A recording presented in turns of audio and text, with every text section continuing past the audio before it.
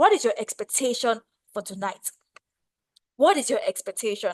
What do you aim to achieve? What is that one thing? Because you see, expectation is the mother of manifestation. It's not so much as what I'm going to say, but how much you are expecting, how much you want to receive. So, in one word, one sentence, just let us quickly take your expectations for this session, strategies to win in 2026. What are your expectations? Let's go, let's go, let's go.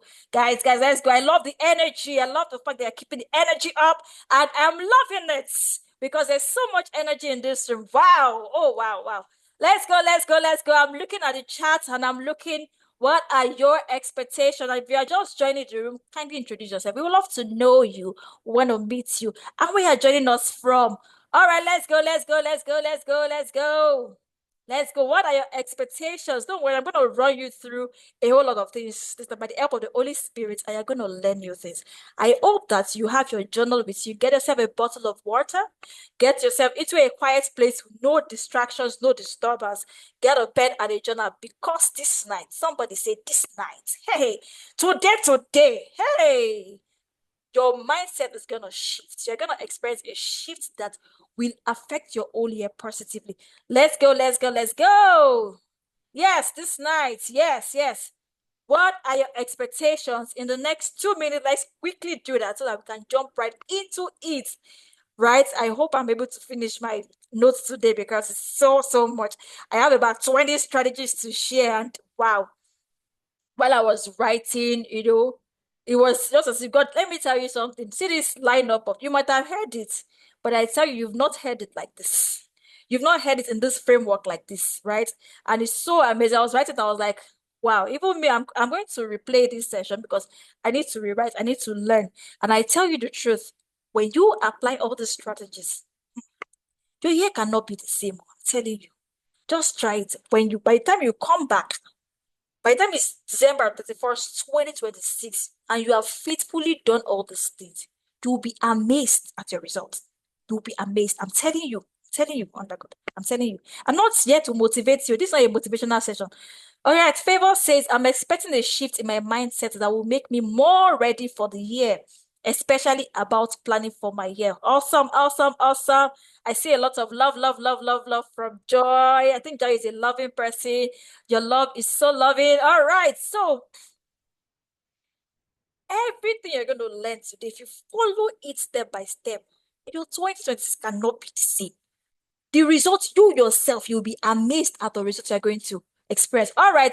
I see from Sister Favor.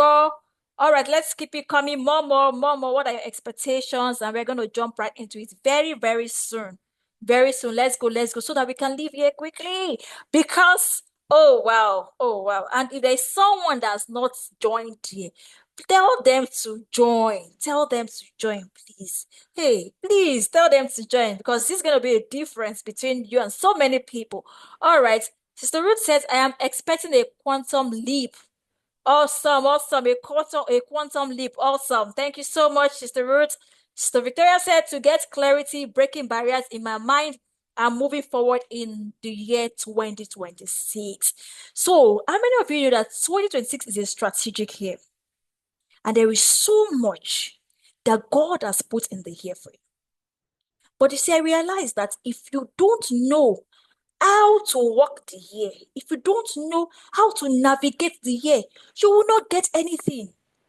And you'll be like, but God said this, God said that about the year, but why is nothing happening to me? Because you see, it is those that know how to enter the city that will get the good of the city. It is those that know how to enter the year, how to navigate the year, that we get the best of the year. I said, do not do 2026 like you've been doing all the previous years.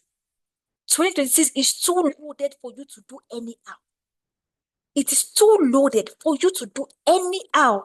You need to be intentional. You need to be strategic. You need to win in 2026. All right. So Phoebe John says, I am expecting strategies to expand. Awesome. All right. Awesome expectations. Let's get right into it. So I'm going to share my slide. And when I share my slide, I want you to please let me celebrate my beautiful sister in the house. She made the slide for me. Let me share the slide first so you will see how beautiful the slide is. So you'll be able to help me to celebrate her very well. All right, let me try. Let me share my slide so that you will see my slide. And let me celebrate my sister, Sister Ruth, Mama Baba. Okay, let me know if you can see my screen. Just let me know if you can see my screen. Can you see my screen? Please put a chat if you can see my screen. Okay, I think my screen is like all right. Awesome, awesome. Thank you so much. Thank you so much. Awesome. So I want you to say, let me celebrate Sister Ruth. So yesterday night, she asked me if I had done my slide, and I was just going to get to it. And then she said she was going to help me do my slide. And, with my note, it was so lengthy. And within, she did it all through the night. I mean, she sent to me in the bed that I was like, wow. So I want you to hear me specially celebrate her. Thank you so much for going the extra mile. Thank you so much for doing this. Was this slide not beautiful? I saw this slide and I was like, wow, wow, wow. What a beautiful slide. So I especially celebrate Sister. Thank you so much. And this is one of the things I'm going to emphasize on while I'm talking. The advantage of having people around you. The kind of people that are around you. Are there people that will support your vision? All right, let me not jump ahead. Let's get started. If you're ready, type ready in the comments. Ready, ready, ready, ready, ready. Ready. And also, I want to celebrate Phoebe John. She's been doing some of the designs for the promotion for a carousel. Thank you so much. God bless you. God bless you. So if you're ready, let me see you're ready. Fire emoji. Let me see the emoji. Let me see you're ready, ready in the comments. Yes, I can see ready, ready. Born ready. Born ready. Yes, ready, ready, ready. Awesome. Now we go. So, strategies to win in 2026. Strategies to win in 2026. In this session, you're going to get clarity, structure, growth, and implementation. Because to get the best of anything, you need clarity, you need to build a structure, you need to grow the structure, and you need to implement. Please, I want you to follow me carefully and write. Okay? I want you to follow me carefully. So the first thing I want you to know is that winning is not accidental, all right? Winning is learned, it is practiced and executed. And today I'm going to walk you through practical strategies that will help you move from intention to results. So winning is not accidental. When you see someone being successful, when you see someone winning, it is not because they fell into winning, right? They didn't fall into winning. They didn't jump into it. They didn't just happen to win. They didn't happen to win. Let me reshare my slide. Somebody has just give me 1 minute to share my slide. So when you see anybody successful, it didn't just happen to success. It was not success is not accidental. Winning is not accidental. Somebody put in the chat that winning is not accidental. It is intentional. There's so many steps to win. There's so many steps. All right. Okay, I think we're good now to win. So what will this webinar do for you? I said, you're going to get clarity. It's going to define your vision and direction clearly for 2026. Number two, you're going to build structure. All right. You're going to create a practical framework that supports your goals. Because let me tell you, goals without structure is no goal, right? It can't come. It remains a goal.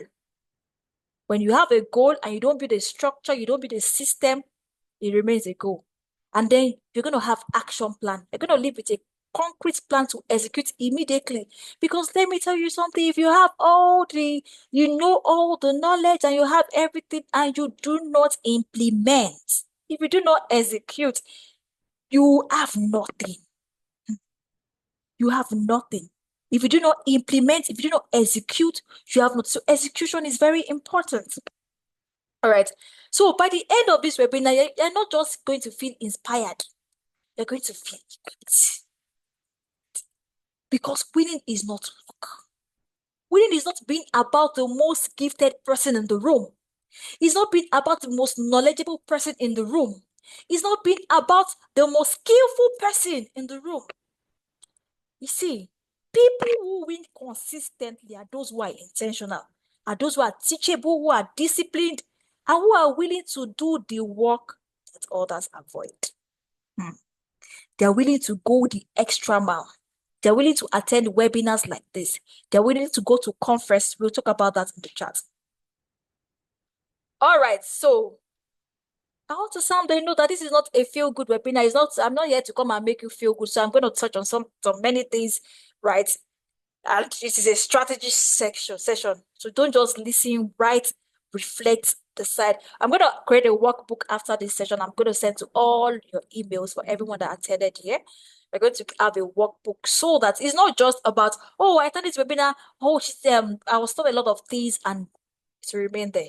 There's going to be, that's to be a follow-up session, an execution session. Okay, let's get right into it. So I have 20 strategies for you. I hope you're able to touch the all 20 strategies this because it's a lot. It's a lot. Okay, so strategy number 1 is maximize the pocket of time you already have. You see, I realize that there are so many pockets of time that we don't pay attention to, that we waste. And it's easy for someone to say, oh, I'm busy, I don't have time. But there are so many time that you can maximize. So most people don't lack time, they lack awareness and intention. And if you're intentional about the pocket of time you have, you'll be amazed at the results you will get. So pockets of time are small openings in your day that don't look significant, but they compound. There are times you spend cooking, time you spend doing house chores, doing laundry, the gap between tasks, time you spend just resting, lunch time, the time before bed,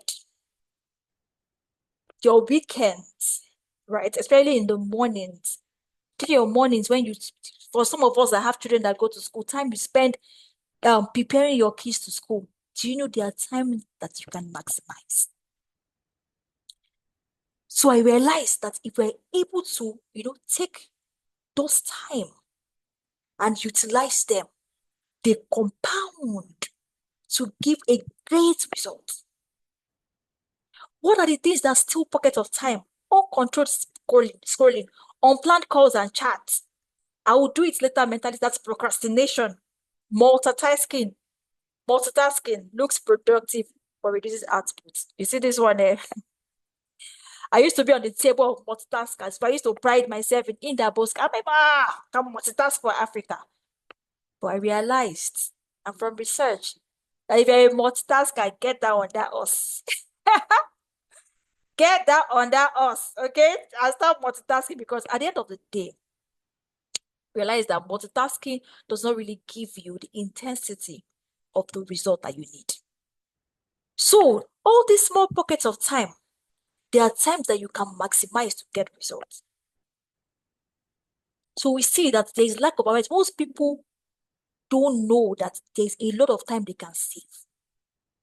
They don't know that there's a lot of time they can maximize. So for example, that morning when you are, doing your house chores or you're doing laundry, after you're doing laundry, get an headphone and start listening to if there is a book you are reading or you're going to there's a Bible reading, maybe you want to read the Bible for day, you can plug in. So you're watching and you're maximizing that time that we're probably waiting for the machine to stop spinning or you're waiting for the machine to stop rolling and you are using that time. You will be amazed how it's going to compound. Small pockets of time plus consistency equals big outcomes. When you save 15 minutes, that 30 minutes, that 15 minutes you are saving per day, when you compound it in a month, that's a big result. When I learned this, I started doing it. Let me tell you something. I realized that I was able to meet up with my daily goals, my daily to-do task. Because I got an headphone and I started listening to I have a message I listen to every day.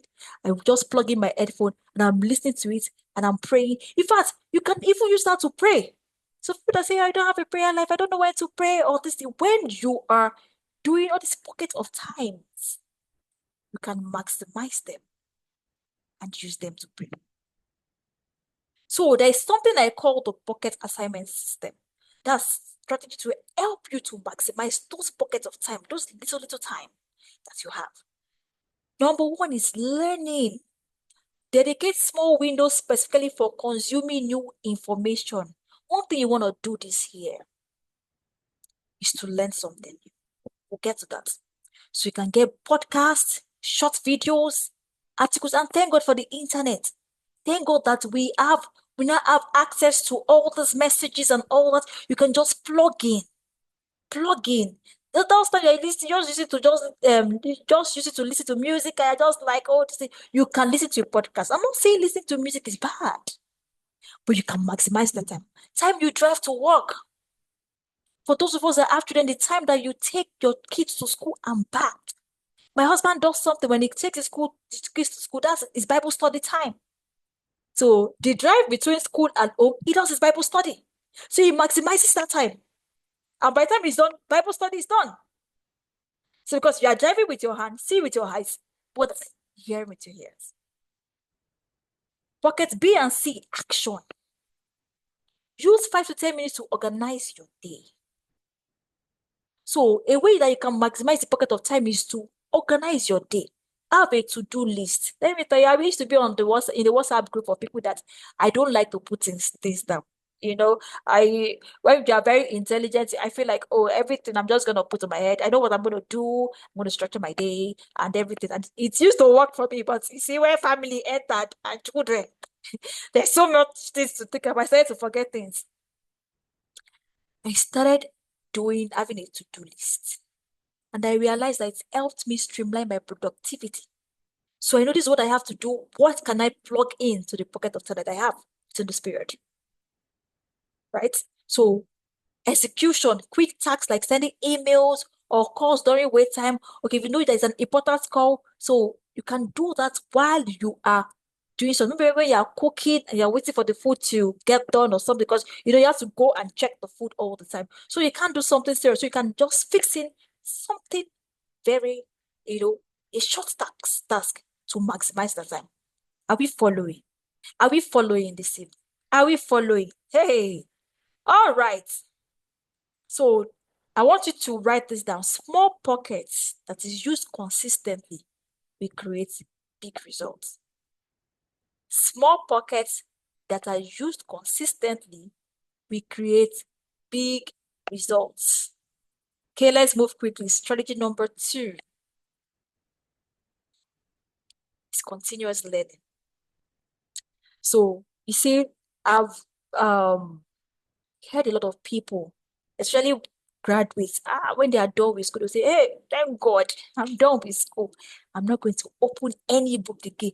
I'm not even going to attend any lecture. Hey, let me tell you something. You are designed to keep learning. Because the day you stop learning, that day you start dying. Human beings are not designed to get to a point where we know everything.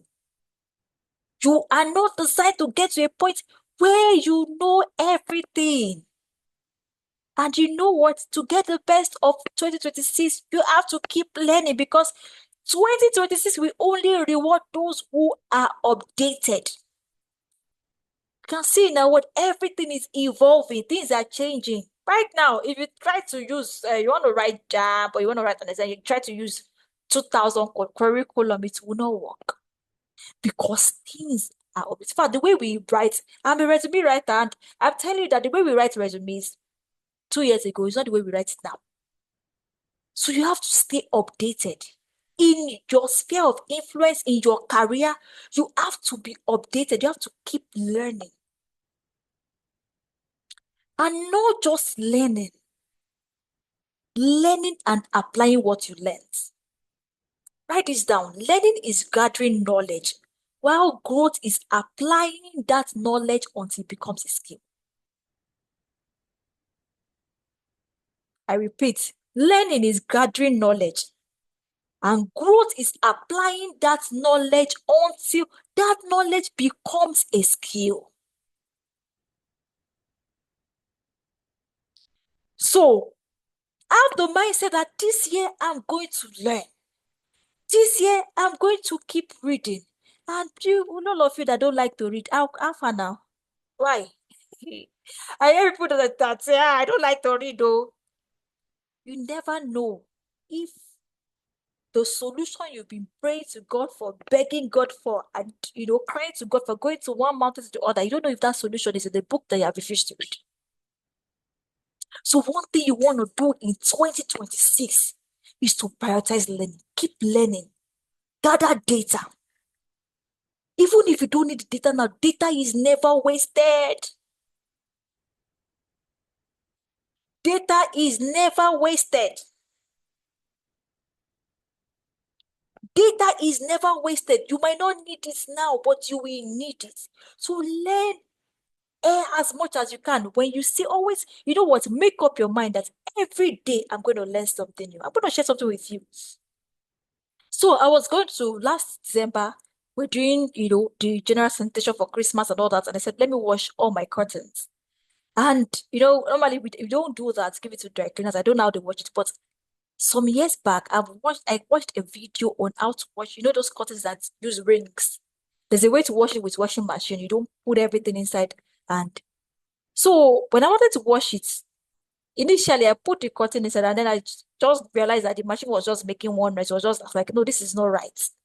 Then I remembered they were supposed to string it in the rod and wash it down.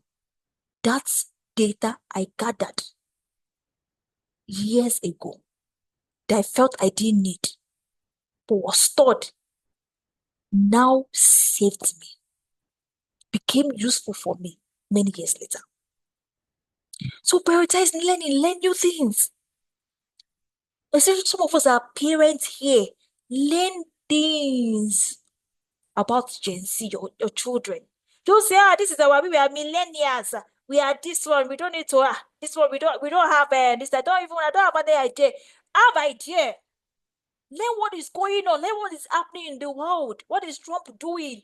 Know something about everything. I know that the adage that don't be jack of all trades, master of none. But see, that adage is not complete. It's not complete. I can't remember I read it somewhere. It's not complete. Jack of all trades, master of none. Know something about everything. Be updated. Someone say, I will stay updated. So while you're getting the information, also apply it. Build at all costs. Make learning a non-negotiable part of your routine. Do not see, one of your non-negotiables for this year should be learning. That we learn new things. And we learn. See, some of us, the reason why we have the same results year in, year out is because we move into the year with archaic information. We move into the year with old information. And so we begin to apply that old information, and it's not giving us results.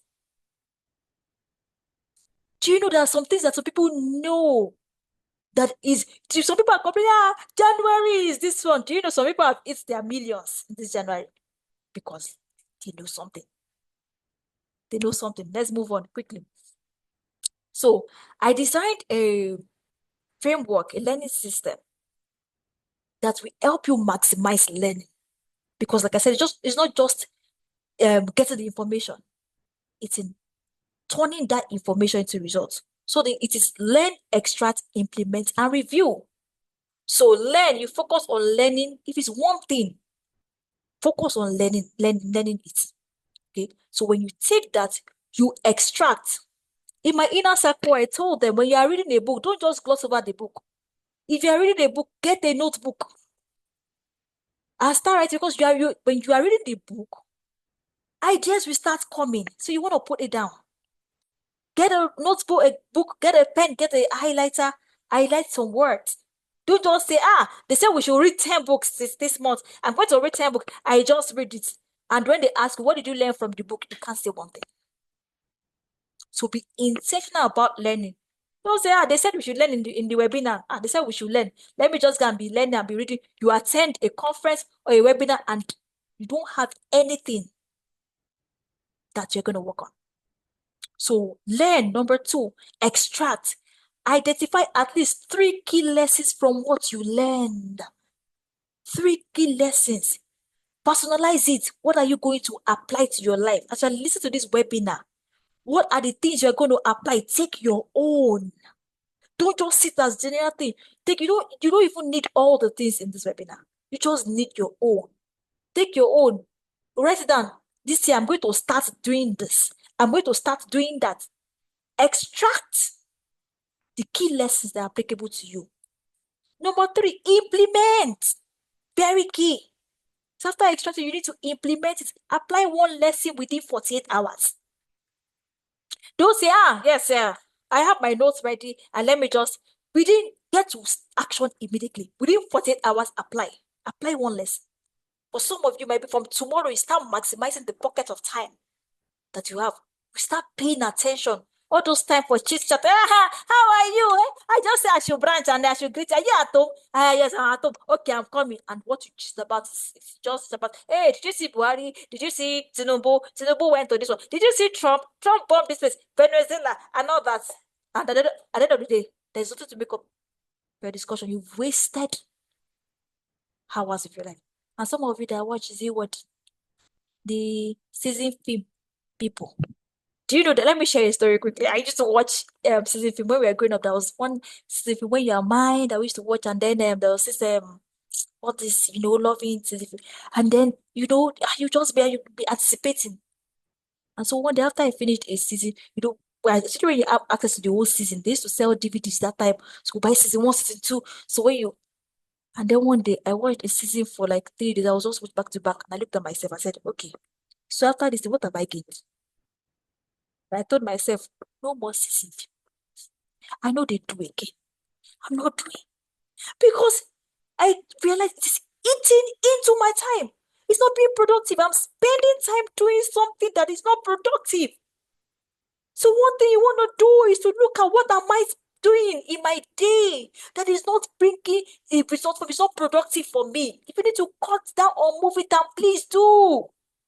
What is the essence of the movie you are watching that is not adding to you? All the movies you watched last year, Percy brought to you. Instead, you're making money for the movie people. They'll put on YouTube. It's free. I don't need to go to the cinema.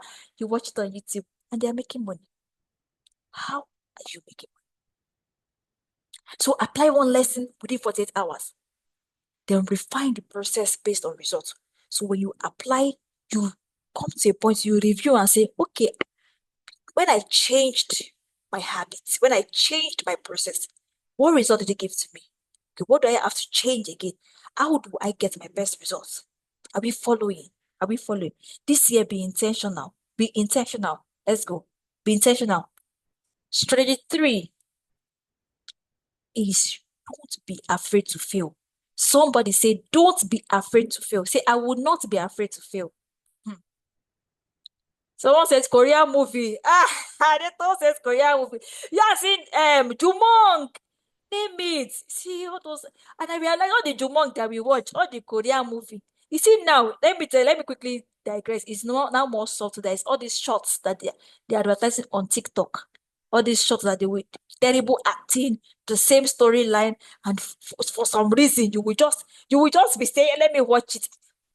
Towards the end of last year, I just saw one shot on this. They are like, I said, let me even watch this thing, and then they will not tell you to start paying and all that. I mean, please I have to delete all those apps. So let's go to strategy number 3.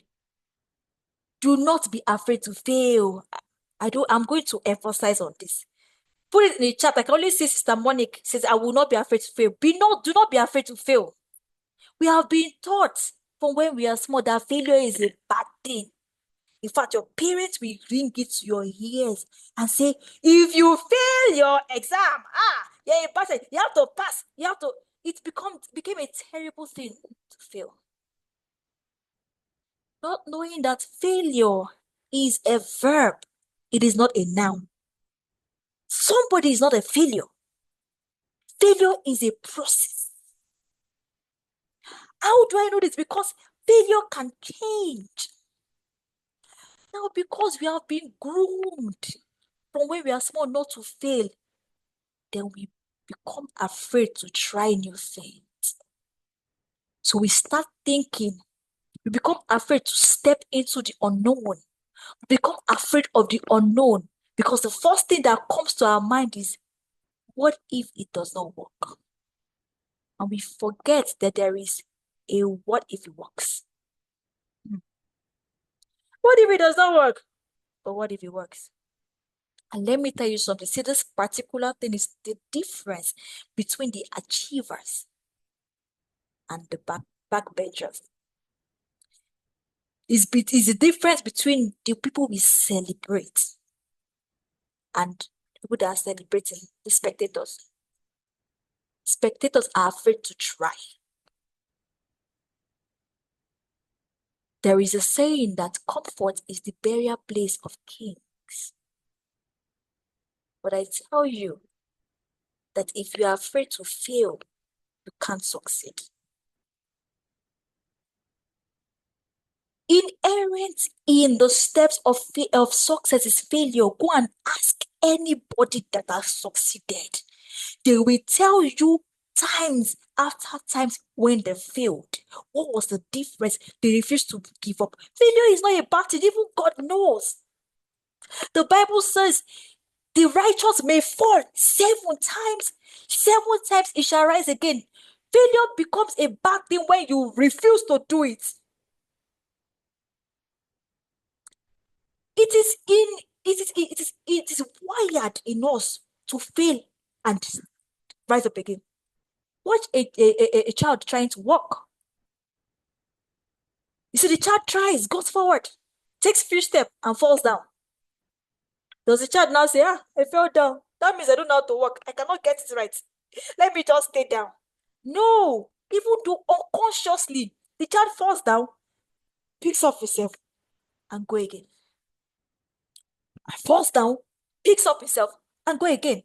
And sometimes he might fall and be injured, might have injuries.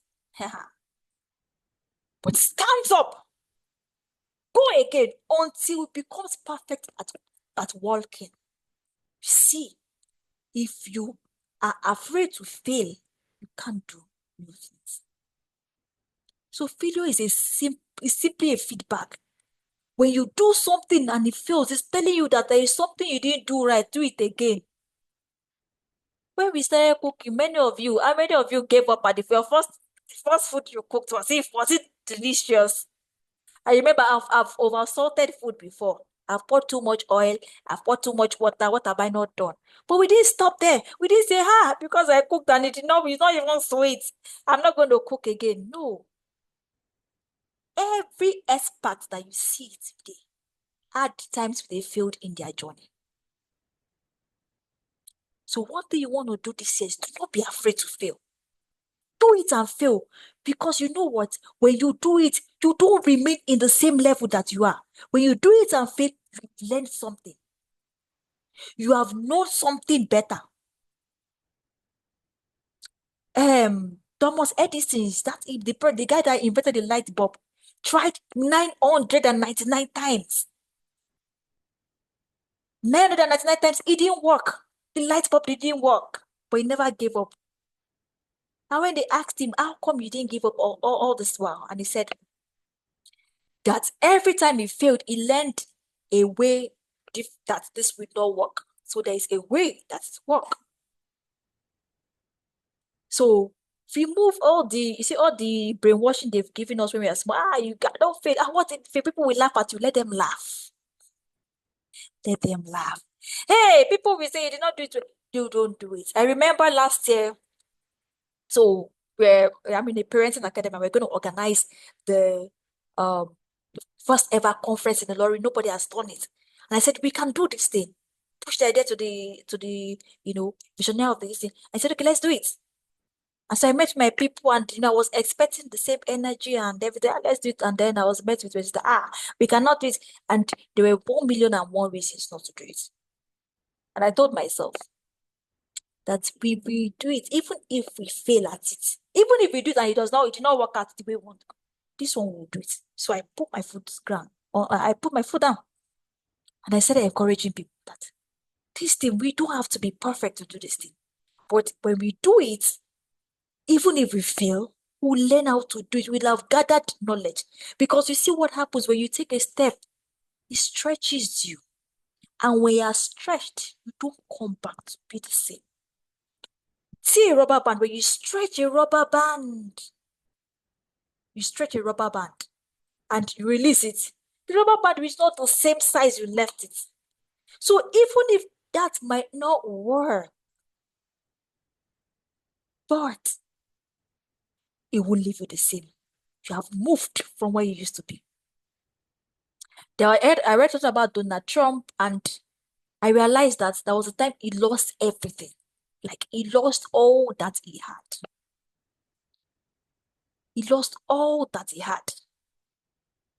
And he started again. And look at him. 2 times president. So do not be afraid to fail. Say again, I will not be afraid to fail. I will not be afraid to fail. So I want you to change your mentality about failure. I want you to realize that failure is not a personality. It's a feedback. You are not a failure.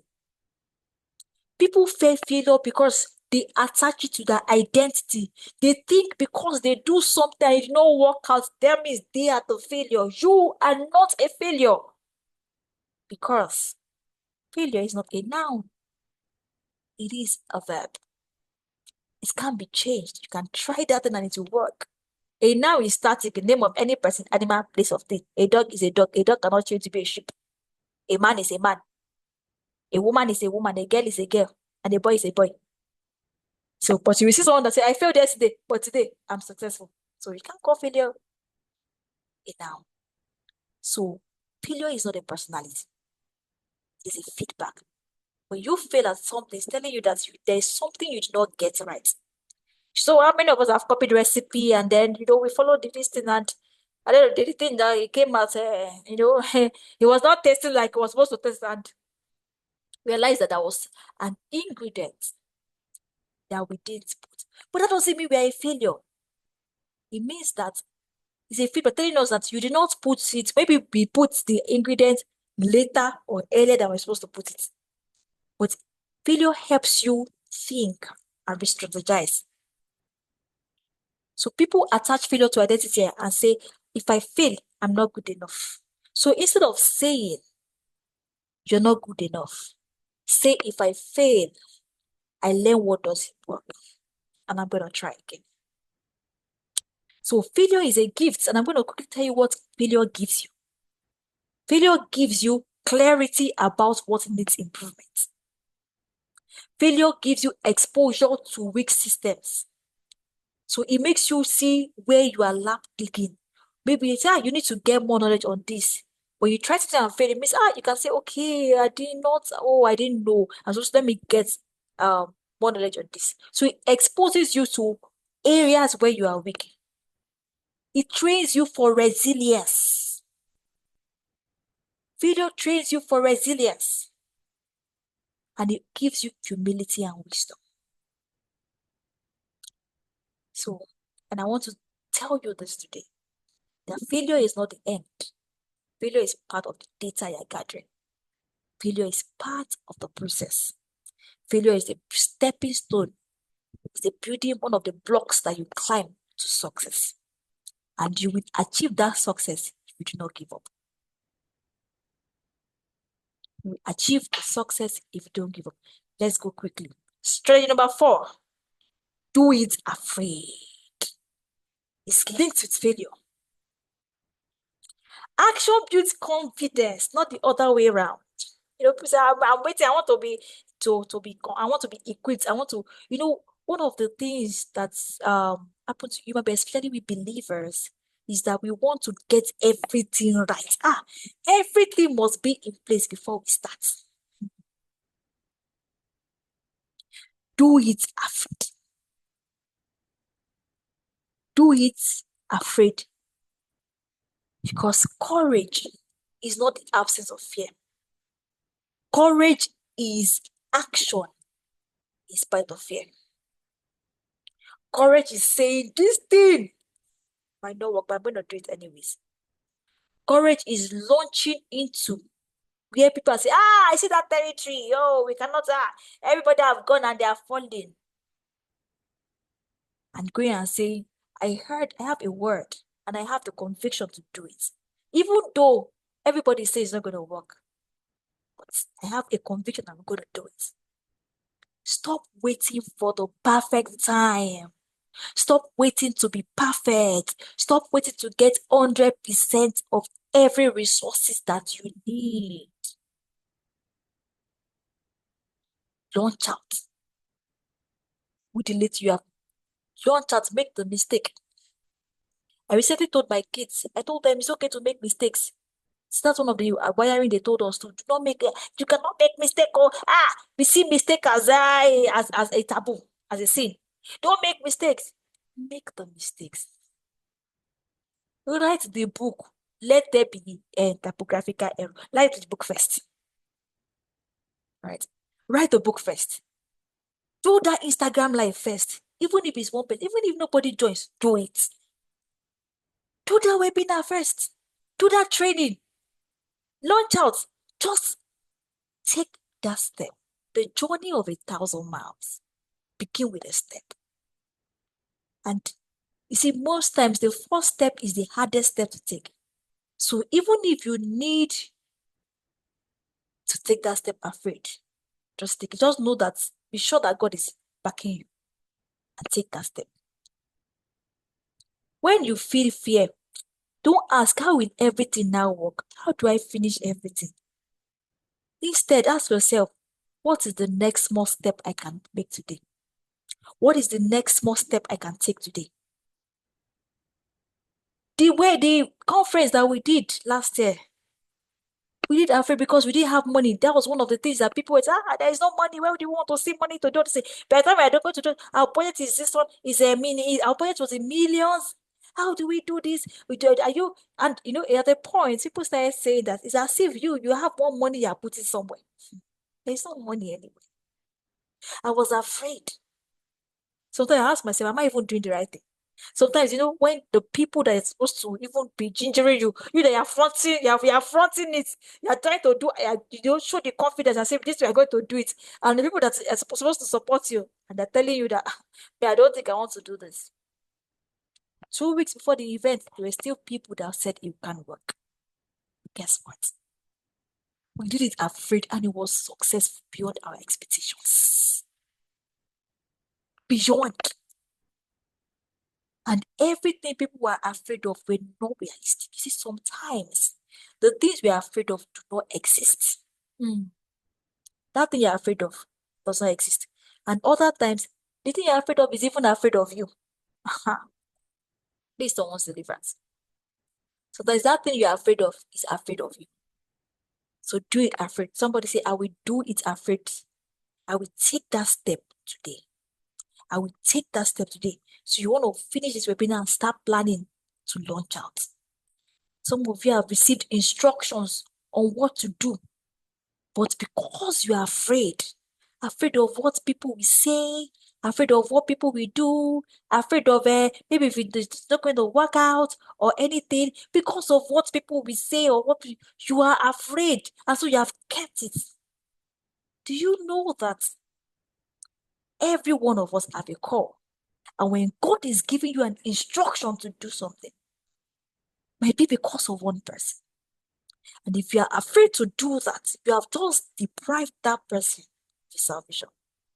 When I look back at the conference, there were a lot of people that their salvation was tied in that conference. I almost burst into tears when I started receiving feedback and people were like, thank you for staying strong. Thank you for insisting. Thank you. Thank you. So sometimes you need to do it afraid. Do it afraid, trusting God to lead you. And one thing I know is that you can't trust God and God will let you down. So do not allow fear to hold you back. Let's run quickly. Number 5 is time management. You see this one, you want to hold this very well this year. Time management. Try, try to manage your time this year. You see, time management is not doing more. It's not doing more things and compounding your day.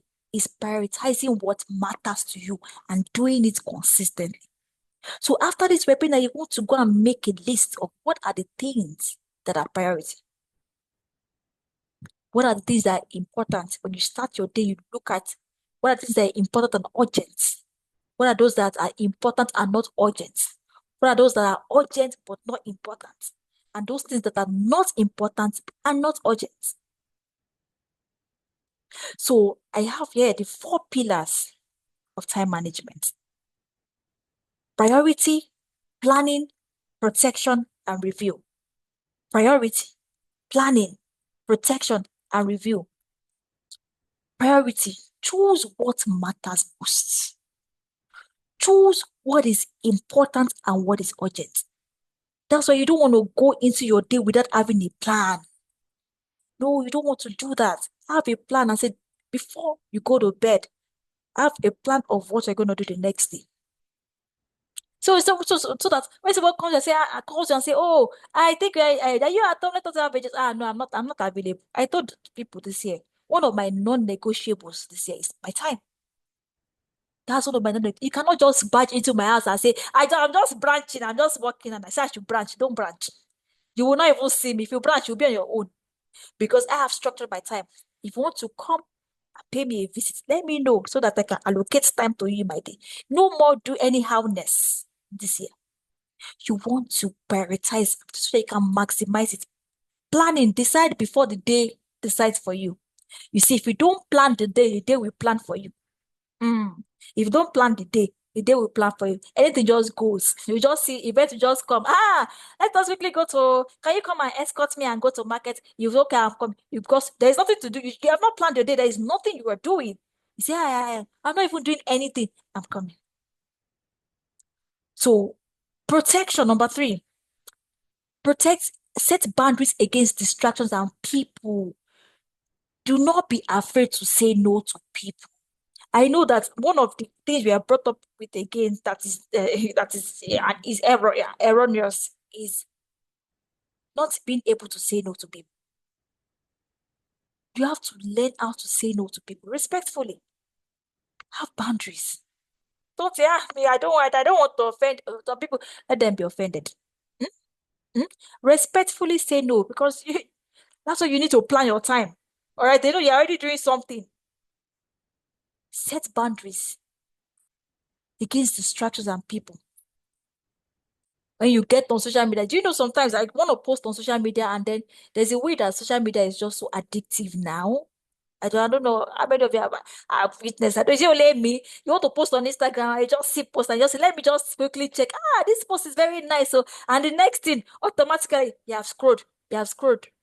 In fact, when I start doing that, the Holy Spirit just tell me, maximize your time. You're scrolling on social media. You're scrolling on social media. You're scrolling. I say, hey, oh my God. So, you know what I did? I set a time for posting. So I will set alarm on my phone. So 5 minutes or 10 minutes, all the posts you want to make, TikTok or Instagram or I have to put structure because I would have deleted the app, but I need the app. So I say, if I can't delete the app, I have to find it. This thing cannot be controlling me. Can't be taking my time. So I set time for it. Time for posting, 10 minutes. So once it's that 10 minutes and I'm still, my alarm just goes off. I say, it's almost time. Don't scroll, post and go. And then review. So we have priority, planning, protection, and review. Have a weekly check-in and adjust. Check and say, I try it for 1 week and see, okay, review it and say, okay, where did this work from? Where did I lack here? Where did I lack there? Okay, and adjust. So you keep doing it until you have a perfect framework.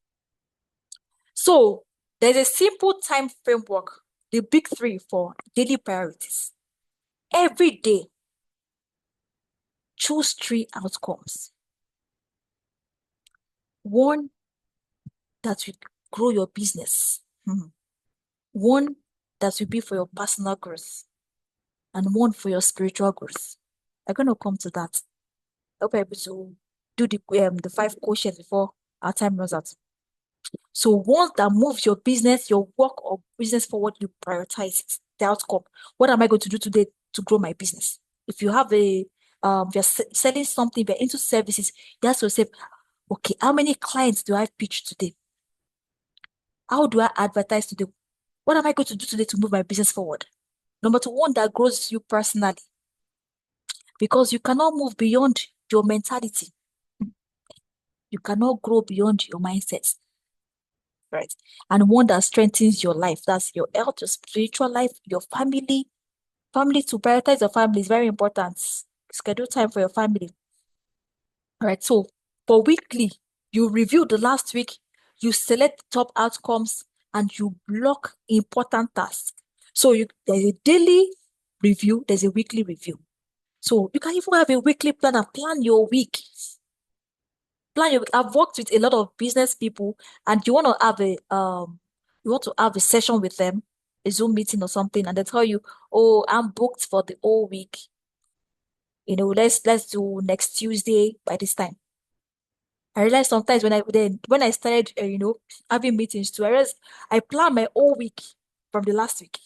And so when someone calls and say, can we have a meeting? I say, oh, okay, I'm booked for this whole week. The next available time is so time. But if you want me to, if it's very urgent, we can look for a pocket of time that we can squeeze you in. But the basic thing is have a weekly plan. All right. So time blocking, if time is not scheduled, it will not happen. So if you don't intentionally say, by this time, tomorrow, so time, I'm going to do this, it might not happen. Even when you are reading, have a reading plan. Every day, I'm going to read for 30 minutes. When are you going to read?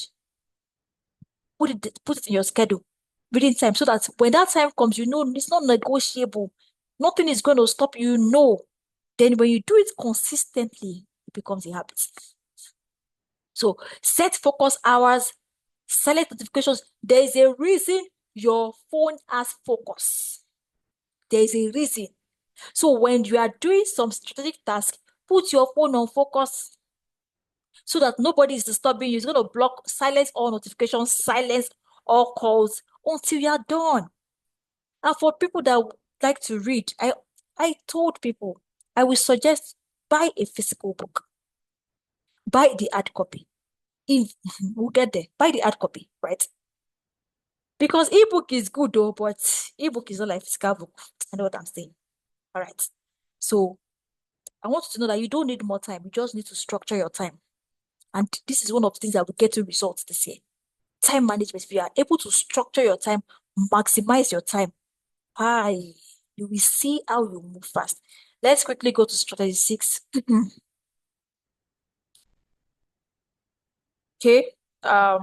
Strategy 6. All right. So strategy 6 is what I call the 5 key quotient for winning. The 5 key quotient for winning. And I'm going to quickly list them.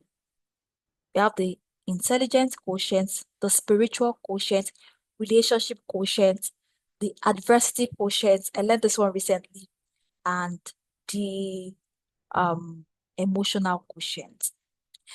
I know many of us are familiar with IQ. I has a high IQ. You have to be intelligent, And when we see people with IQ, we're like, oh, this person has IQ. But having a high IQ is not enough to win, because we see a lot of people with high IQ but are not able to produce results because they lack the other cues. So I'm going to start from IQ, the one we all know, the one we are all familiar with. We've heard intelligence quotient.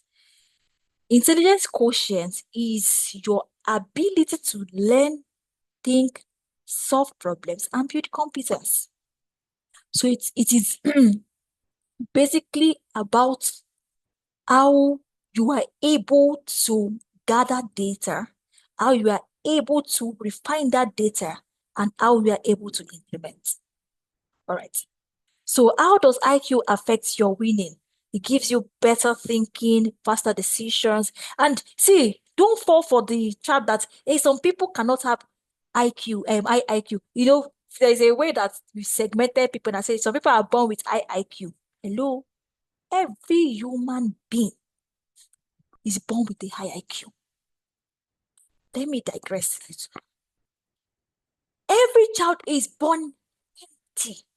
When I say empty, no, let me not use empty. Every child is born with a blank slate. Every child is born a genius. What happens is that society, environment, parental factors kill the genius in so many people.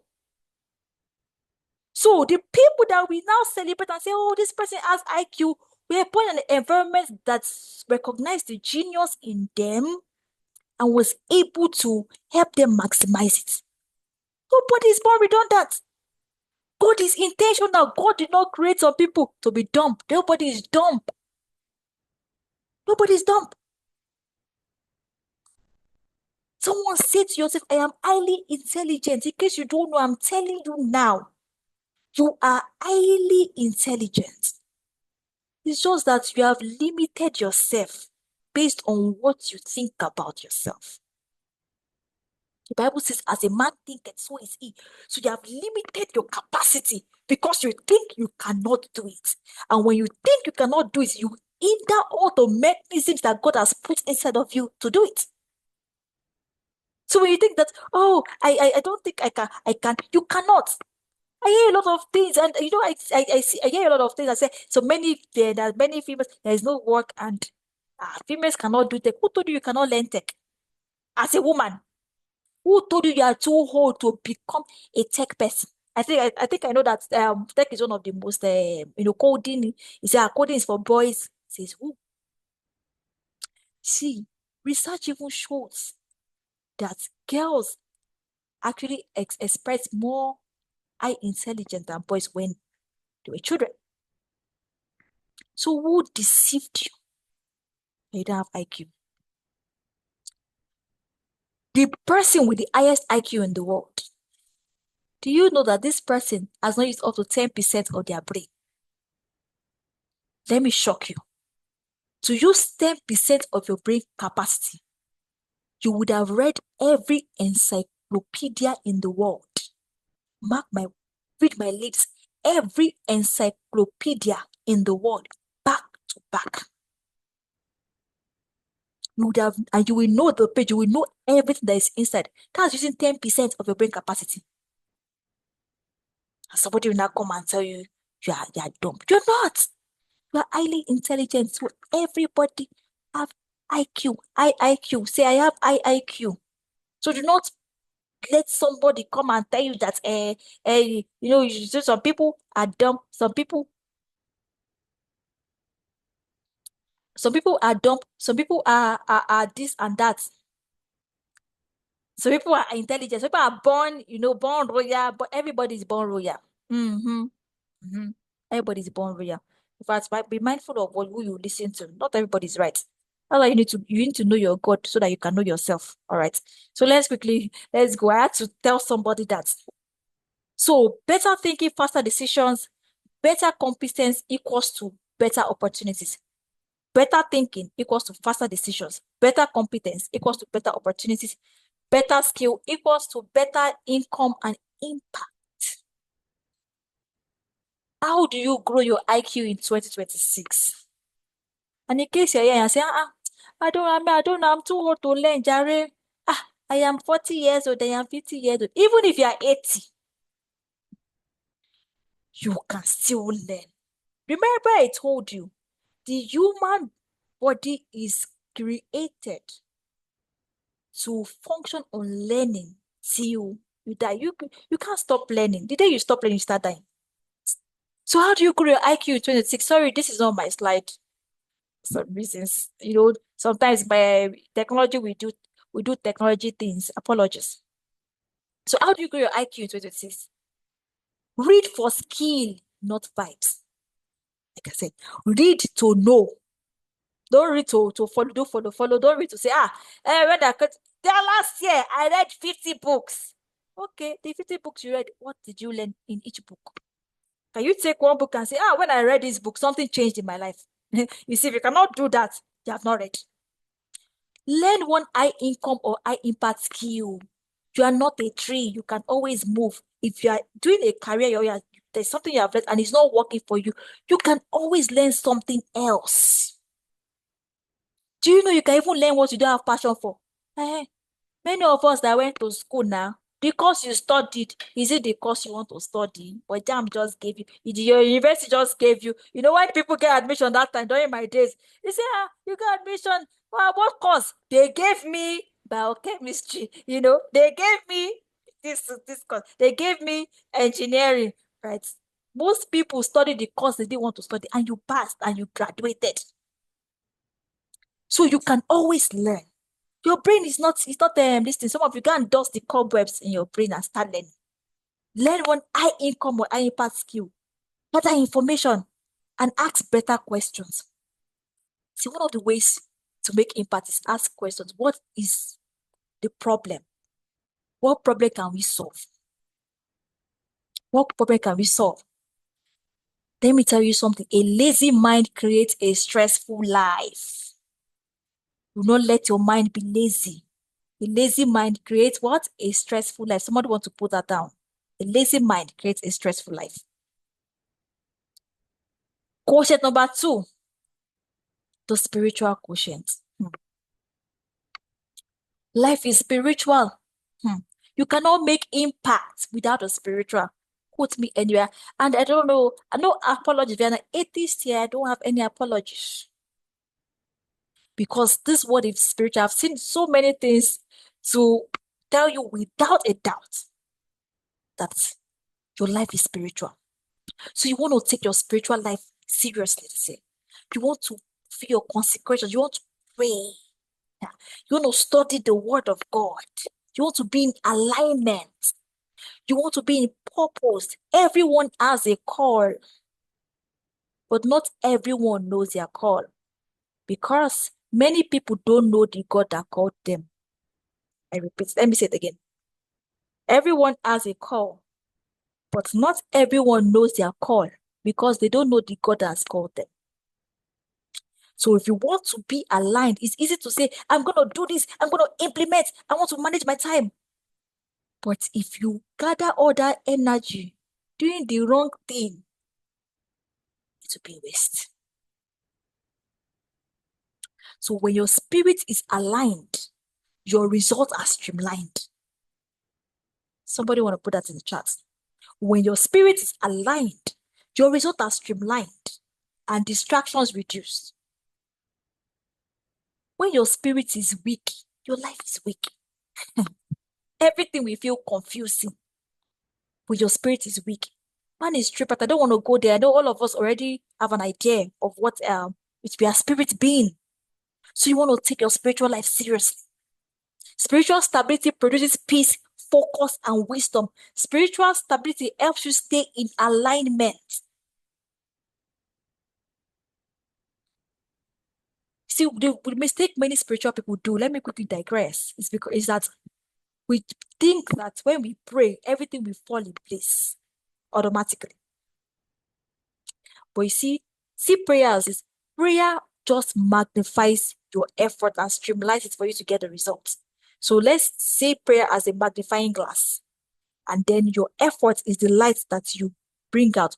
So when the light goes through the magnifying glass or through the lens, it concentrates it on the focus and gives the result. So how do you grow your spiritual quotient? Consistent prayer and study. Listening to instructions from the Spirit. Do not despise the gathering of the brethren. Brethren, do not despise. I know it's good to do. I want to do Bible study on my own. I want to pray on my own. I don't like to go to church. I don't like to go to this thing. I know you would, but let me tell you something. You grow faster when you're in the midst of your brethren, when you're aligned, when you're in the community, and then there's someone to hold you when you fall. Remember, you cannot stand alone. The Bible says, let him who takes his stand, take it, lest he fall. When you fall, who is there to pick you up? So you want to what? You don't want to despise the gathering of brethren this year. You want to be in a community, be in the space, be under a covering. They always ask God for direction, not just comfort. Many of us, where we go to God is because we want to ask for something. God, give me money. God, give me car. God, give me house. God, give me this. When have we gone to ask God for direction? God, what do you want me to do this year? One action point you want to do after you leave this webinar is go and ask God, what are your plans this year? What do you want me to do this year? What am I supposed to do this year? Go and stay in the place of consecration and receive instructions for your year. A misaligned spirit produces a scattered life. So you want to build your spiritual quotient. Let's go to emotional quotient. Emotional quotient means managing your emotions and how you handle situations and surroundings. See, a lot of people don't have emotional intelligence. And one of the things that will help you scale fast in 2026 to win is having emotional intelligence, knowing how to control yourself. One of the things I tell people, I heard from my husband, he said, you are a thermostat. Be a thermostat, do not be a thermometer. What does a thermometer do? A thermometer adjusts to the temperature of the environment. So if the temperature is 30 degrees, thermometer will be 30 degrees. If it is 37 degrees, it will be 37 degrees. What does a thermostat do? A thermostat determines the temperature of the environment. That's what those things that you see in the air conditioning system. The thermostat. So you might be coming from under the hot sun and then you enter a building because the AC is on and set to the thermostat decide that, okay, I want the temperature to be 16 degrees Celsius. And when you enter, everywhere is cold. But the other environment is warm. So if an AC is on in a room, you see only that room will be cold. By the time you get out of the room, everywhere will be hot. So you want to be a thermostat. If you have to take emotional intelligence courses, please do. I will recommend that. I've taken emotional intelligence courses 2 times now, and I'm still going to take. Because you see, the work on emotion is what you do every time. Emotional instability wastes time and relationships. I'm running now. Reactions destroy opportunities. Do not seek to react this period. Don't react. Act. Think before you act. When situations happen and this instead of you to react and say, oh, I'm so angry, and your anger, you just react and just say a lot of things, and people have, because of emotions, they have destroyed strategic relationships, they have wasted opportunities, they have destroyed their next level. Let me tell you something, discipline becomes difficult without emotional quotient. So you want to prioritize emotional intelligence. If you need to, go and get a course. I'm going to recommend the course. All right. How do you grow your emotional quotient? Pause before reacting. Pause before reacting. Identify emotions accurately. Instead of saying, I am angry. Do not say I am angry because that is not who you are. Are you angry? Is your name angry? At that moment, you are feeling. So if you can classify it as a feeling, it helps you to control it. So you say, this time I feel angry. I feel angry. And because it's a feeling, I can decide not to feel angry. I feel overwhelmed. I feel pressured. I feel hungry. I used to tell my children, when they come and say, Mommy, I'm hungry. I'll tell them, is your name hungry? Are you Mr. Hungry? Say, you feel hungry. Because you see, by the time you eat, do you feel the hunger again? No. When you're angry, by the time you calm down, is the anger still there? Back. So it's what happens in a moment of time. So call it what it is, a feeling. Then instead of saying I am, just say I feel. I feel. Number 3, learn to communicate without aggression. This year, you learn to calm all the way down. See, there's some situations that by the time we see it, our body is just hot. And because we are angry, we can't think rationally. and we just make hasty decisions. But when you calm all the way down, and you calm down, you're able to think. And you see, most times, it's not even as you have pictured it in your head. The situation is always like that. Some of us, after we have reacted, now be like, oh, I should have just calmed down. Hey, so this isn't like that. And we have already blown and, scattered everywhere. Hallelujah. So, number 4, build emotional discipline. Learn to do what is right, not what is easy. What is right at that moment? Know what is easy. So what is right might not be easy. Might not be easy for you to just calm down, keep quiet when the person is just shouting and say, blah, blah, blah, blah, and you know you are right. It's not easy to take the accusations when you know you're right. So build emotional discipline. Learn to do what is right, not what is easy. And tell you that your emotional maturity will determine how far you go this year. Let's run quickly. Quotient number 4, relationship quotient. People don't know this is a quotient. See, the way people trivialize relationship, oh my God. Oh, I'm running out of time. The way people trivialize relationships, I'm tempted to think that people don't know that your relationship is even more valuable than Naira. Relationship is a currency. It's one of the highest currency. Relationship can get you to places where money can never get. Relationship can give you access that your money cannot buy.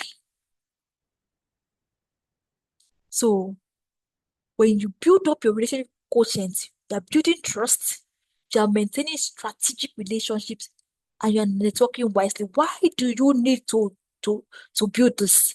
Because God is going to bring you some strategic people into your midst. God is going to give you access to some strategic people that will help you this year. So you want to learn how to manage the relationships. You want to learn how to manage it. Some opportunities are not advertised, they are shared. There are some inner carcass.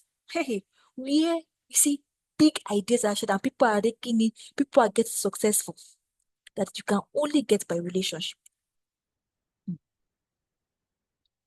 There are some places where decisions are being made. There's some job opportunities that you will not see. You won't even see the advertisement. You won't see the vacancy because they would have shared it to people. This is my person. All right. So some opportunities are not shared. They're not advertised, rather, they are shared. So you want to make sure you build relationship. One of the ways to do it is pay personal value. Trust open doors that talent cannot. Integrity keeps you in strategic relationship. There's a saying that charisma can take you to the top, but character will keep you at the top. If you don't have character, you can't stay at the top. So leverage the relationships, build characters, have integrity. Do you know that it is so sad that there are a lot of people without integrity today? Actually, I get a lot of people come to me and say, I need somebody for this position. Can you recommend somebody? And I look around, there is nobody to recommend. Not because there are not people that are looking for jobs, but I have not seen someone with that level of integrity and skill that can handle that. And when I'm recommending somebody, my integrity too is at stake. I recommended people that spoils the relationship. Mm. Damage the relationship, something that was supposed to be, to blossom to something huge for me. Damaged it.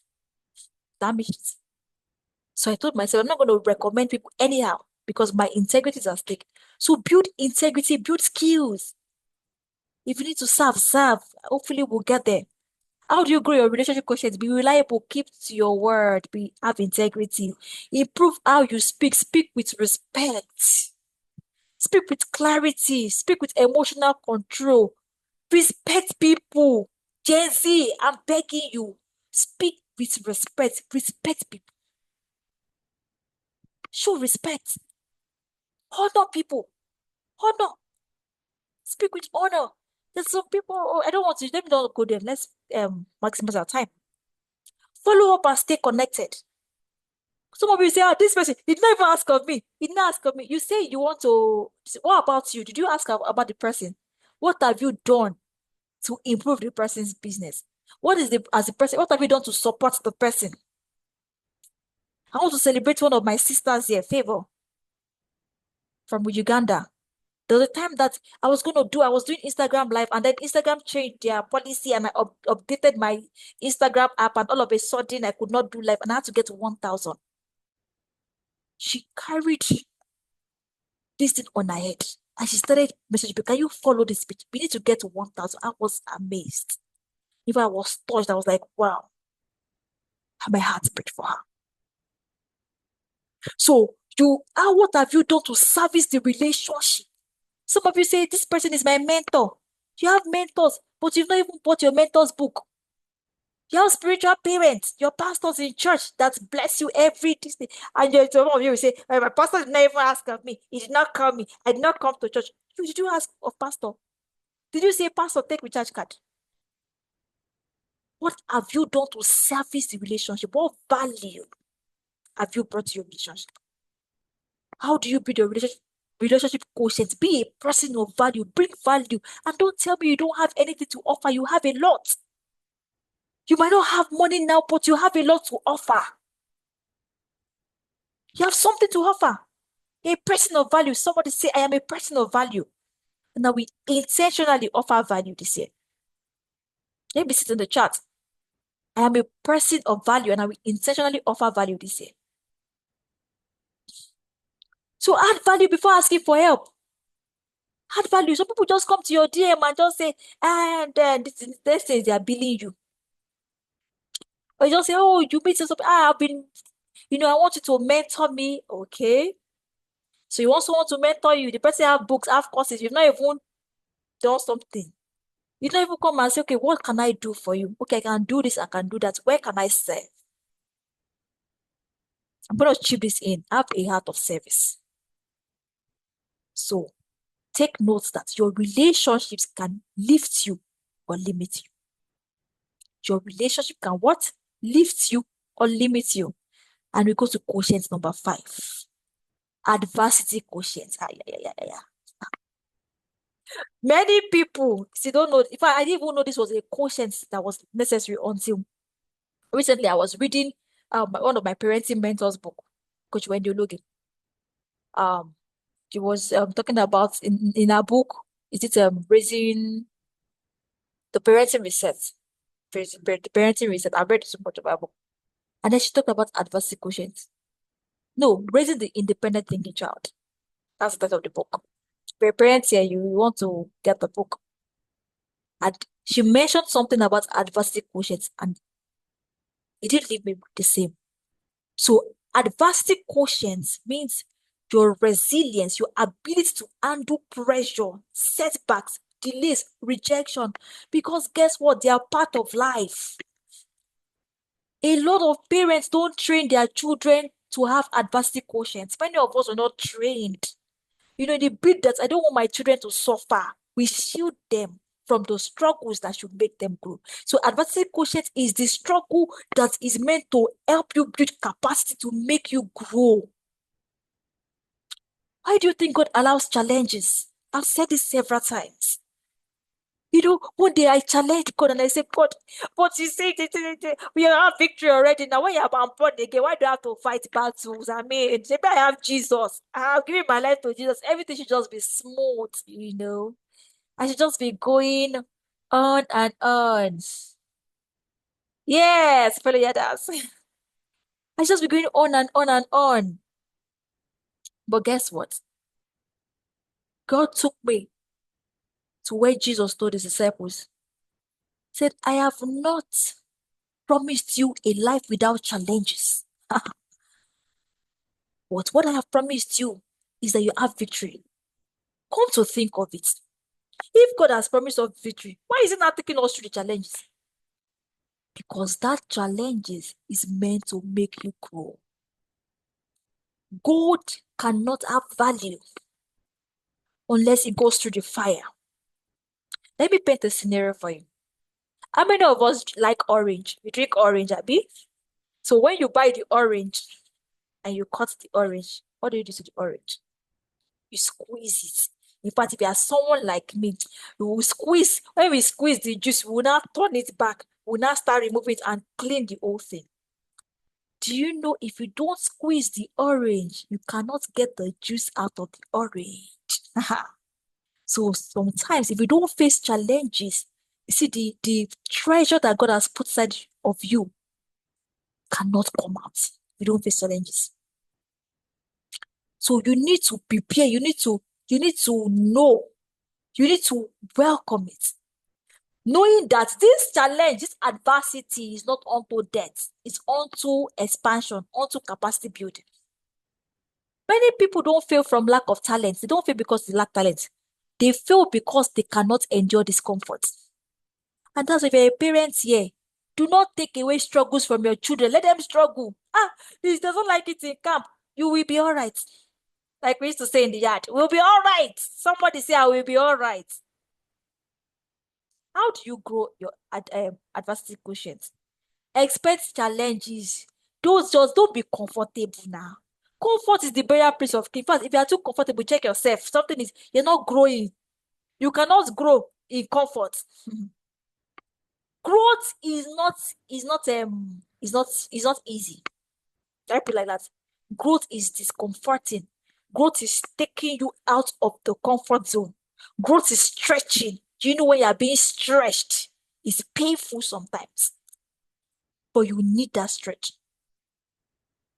So expect challenges. When you fail, adjust. Don't quit. Don't stop trying. If you have to do it 100 times, do it. If there is nobody to support you, encourage yourself. David got to a point where there was nobody. He cried. I said, God, this after he finished crying, he cleaned his eyes and he stood up. He encouraged himself in the Lord. As long as you have God, you can bounce back. That business that you did, it failed. Start again. Do it again. Do it again. Build recovery habits. Reflect, pray, rest, and re-strategize. Keep moving. Keep moving. Do not stay on the spot. Even when you fall, stand up and keep moving. Even when people are laughing at you, stand up and keep moving. And we're going to round up very quickly. I'm just going to run through the rest of the slide because of our time. There'll be a workbook, and I'm co-creating the book from this because I was like, there's too much. We can't have everything in one night. So expect a book. A book is coming out from this session, and imagine how so much is just coming out from just one simple instruction, right? And you want to get the book. And also, I'm going to give the workbook free for all participants that are here on call. I'm going to just, will drop the email on the chat. You send an email, and then we're going to send you the workbook. So let me quickly put the email on the chat. Email exceptionalvirtuouswomen@gmail.com so that you get the workbook and the slide. Okay, at gmail.com. You're welcome. So send a mail to that, or you can chat me on WhatsApp. Please, can someone drop my WhatsApp number? You can chat me on WhatsApp, and then I'm gonna get across to you because we need to run. I'm just gonna breeze through everything, and maybe hopefully we can do a part 2 some other time, maybe next month. We see. So strategy number 7. That's what about adversity quotient. Winners are not people with perfect lives. Winners are people who don't stop. Winners are people who have refused to stop. Even when they fail, they keep moving. Those are the people we celebrate. People don't celebrate. But I tried to do this thing, and I tried it in 1930. And do you know how that when God gives you an idea, and maybe you tried and you stopped, before you know, somebody else is doing that. And you'll be like, because you see, God has to get things done. Don't play. See, if you fail, but I'm not telling you you're not going to fail this year. I'm not going to come. That's why I said I'm not coming to motivate you. I'm telling you the truth. I won't tell you you will not fail this year. That's why I tell you, do it afraid. Don't be afraid to fail. I won't tell you you will not fall. But when you fall, keep moving. Because only when you keep moving, that is when you get the result. So strategy number 7, have a budget for personal development. This one, you know how that we have budget for clothes, um budget for clothes, for shoes. So you have to invest in your personal growth. So 7 to 9, invest in your growth. Have a budget. If you have to do a job, go and do. If you have to just to attend the course, if you have to pay for a mentorship, pay. Go for paid courses this year. Don't always look for free. Some of us, we like free too much. Free, free, free, free, free. Is it free? It's not free. I'm not going to attend. And this is we that will take money and go and attend one Burna Boy's concert somewhere. So set a budget for personal growth. Growth is an expense you must plan for. Budget for books, courses, and tools. Stagnation is far more expensive than learning. Ignorance is expensive. People think ignorance is cheap. It is not cheap. Ignorance is not worth it. It's too expensive because it takes your future from you. It takes your exploits from you. So this year, you don't want ignorance to take that exploit. It's too expensive. The price is too high. When you compare the price of ignorance and the price of learning, you see that the price of ignorance is too high compared to the price of learning. To have a budget for books. There's one thing that we say in my parents' academy. We say, sell your wigs and buy wings. What is the essence of putting a wig of millions on an empty head? Mm. This year, say, my head will not be empty. And don't only do free courses. The free course. Because let me tell you something. The real juice is in paid courses. So, yeah, I'm telling you, because when I buy courses, I pay for mentorship session, different mentorship session, and it's all paid. And I'm telling you that the difference is very clear. Set a budget for books, for personal development, for conferences. Attend conferences now. When somebody is doing coffee, pick brains of people that have gone there. Pick brains of successful people. Don't say, what are they? Why are they even charging 100,000 naira for this thing? No, don't. Do not despise it. What you despise, you cannot attract. Instead, have a mindset that I might not be able to attend this year, but I will plan for it. If it's something you need to do, and you can try. There are times that they give scholarship. There are times that if you really, really want, it comes to you. But budget for growth. Mentorship shortens your learning curve. Please get a mentor. Get a mentor. Get a mentor. Because mentorship shortens your learning curve. It streamlines your growth. Find those who have gone before you and learn from them so that you can speed up. Don't think that you don't need a mentor, you don't need anybody. Even if you're a parent, even if don't think that you don't need a mentor. Get a mentor, right? Number 3, get yourself into the right rooms, attend conferences, network. Sometimes, some of these we go and do in conferences is just to meet other people. Just don't go there with empty head and just this. And say, I just want to meet people, because people ask you, what do you do? Have something you are doing. That's why I said you implement. Have something you are doing. Oh, this is my vision. This is what I'm doing already. That is how you build your network of relationships. And then you have to build your RQ so that you can maintain those relationships and maximize them. Tell you, one room can shift your year, one conference can shift you. I'm going to quickly share a story. So in 2021, my husband attended Safiladro Toys. He does one program, then Speak for Gold in December. And then I was like, when you are done, I'm going to just get on the replay, and I'm going to listen to it. And the Holy Spirit said, no, you have to get on the next quote. And it was 100K in 2021. And trust me, I didn't have the money. We didn't have the money. We didn't even have food stuff at home. And so they came and said, okay, there's a 50% discount. Like 50K, where do we get 50K into your loan? Long story short, I had to call somebody. I said, when it was approaching deadline, because the Holy Spirit said, get on it. I had to call somebody. I said, please borrow me 50K. I don't know, I'm going to pay you back, oh, but borrow me. And the person borrowed me, and immediately I paid. And when I paid, I started saying, "Jay, am I not even supposed to use this money to buy food? Because now, imagine, it doesn't make sense. How can I pay 50K for a conference, for a program, a cohort? I'm just paying for 6 days. Hey, a whole 50K. Now the devil can come and tell you some nonsense things because he doesn't want you to grow. Guess what? See, being in that space opened me up to a lot of people that I know today. Opportunities. I met people that I don't think I would have met on a normal day. And I learned something that helped my business. Before the year ran out, before that year ran out, I made, my business grew and I made money in millions. Because I learned some strategies I would not see on the streets and I began to implement. Networked with some people that we collaborated together, shared ideas. I built relationships that helped me. So that one room might be just what you need to shift here. View networking as relationship building and not begging. All right. So let's go quickly. Visibility and creation. Use your social media as a pulpit. What did I say? Your social media platform. Use it as a pulpit.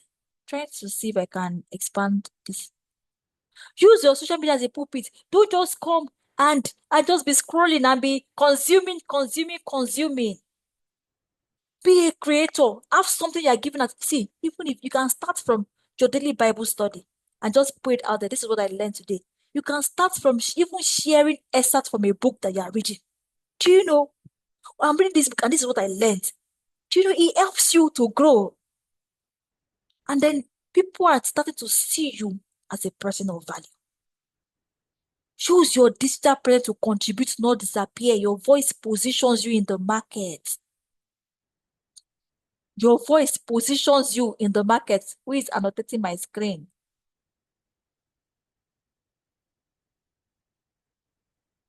Your voice positions you in the market.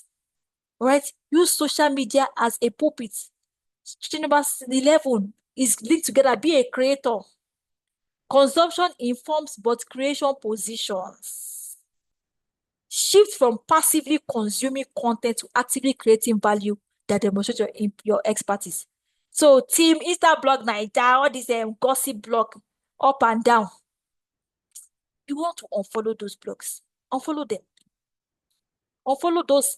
Even on TikTok, all those nonsense challenge that they do up and down. When you come on social media, push out value. Push out value. And follow people that will give you value. That when you watch their content, something will enter your head. You will gain something. And not just every time you come and say, we are the what they call it now? We are the, someone help me out in the chat. I know that chat reader. I come for the comments. Yeah, comments readers. People that just come and say, let me see what is this person saying. I used to do like that sometimes when I say a post and say, let me see what the comment section is always the most interesting. So if you live through the comment section and you cannot drop your own comments, be intentional. This year, when you see this thing, drop your own ideas. When somebody see a contradictory post or a post, even if it's something you align with, just put something. React to the post. Let people see you. Create something. Be a creator this year. Let's run quickly. Strategies 12 and 13. Direction and opportunity. Vision and mission. If you have entered this year and you don't have a vision, your own year has not started. Let me tell you.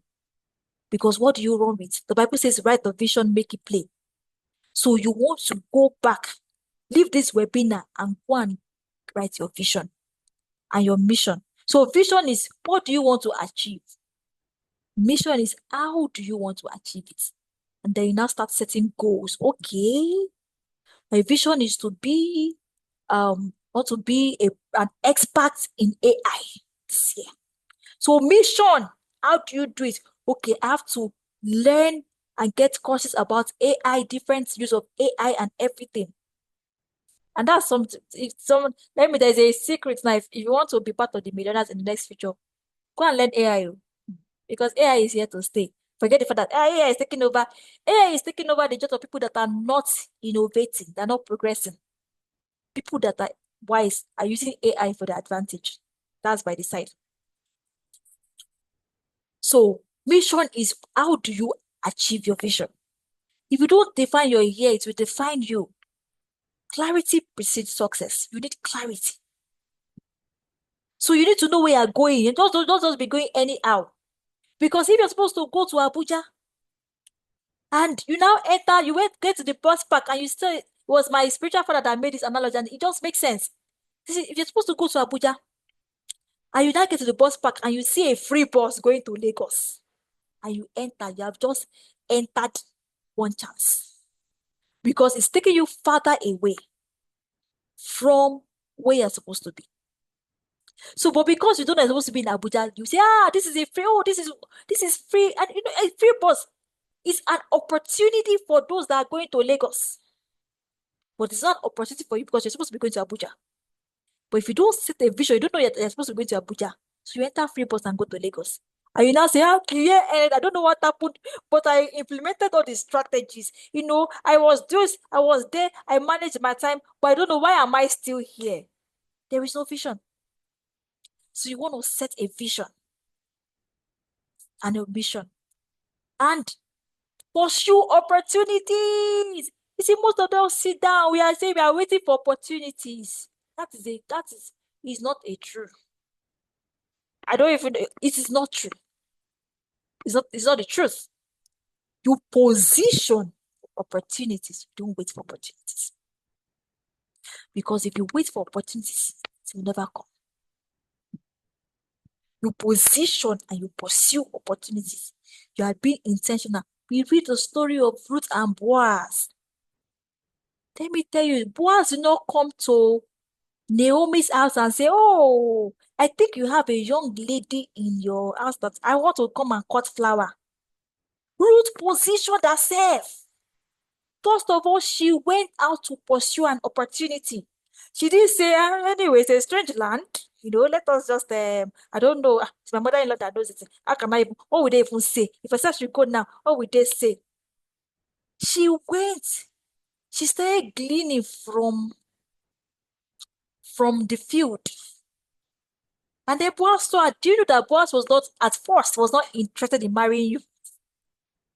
Go and read the story of it. You see, when you read through the Bible, you see people that position for opportunities. And the opportunities found that they were able to utilize it. So Ruth married Boaz. See, do you know that if Ruth would have still followed Naomi and not become important if she was not intentional? She would have followed Naomi and the two of them would have probably become beggar or grown old, or she had just regretted and say, why did I even follow this woman? But she was intentional. That's a word for somebody. Position for opportunities. Pursue opportunities. So that's why you gather data. Build yourself a space of value. So when the opportunity comes, you're able to maximize it. Visibility is a strategy. Go out there. Don't stay in your house and say, and let me quickly put this thing for some people that say they don't have husband yet. Conference you don't go to, you don't go out. Movies you don't go to. This one, how will your husband come and find you? These people are looking for a wife. Just hold up in your room. You play PS from morning to night. How will you find wife? And that's, by the way, visibility is a strategy. Somebody said that. You want to write that down. Visibility is a strategy that you need to use this year. And thank God for social media. What better way? It was my mentor, Coach Eden, that said that. He said, if you have social media, you have 900 people following you on social media. You have a congregation of 900 people. If you are pastoring a church and you have 900 members, you're not big, you're big. So just imagine, even if it's 200 followers you have on social media, be visible. Visibility is a strategy. Go on people's comments. Don't wait to be discovered. Don't say, I have all the skill. I'm waiting for someone to come and discover. Don't wait to discover. Eh? See, the Bible says that it is the glory of a king to conceal the matter. It is the honor of men to search it out. It will be your honor this year to search out opportunities, to become visible, to become visible. Apply, pitch, volunteer, serve, ask. Ask. Some of us don't know how to ask. We have missed a lot of things because we don't know how to ask. Learn to ask. Ask.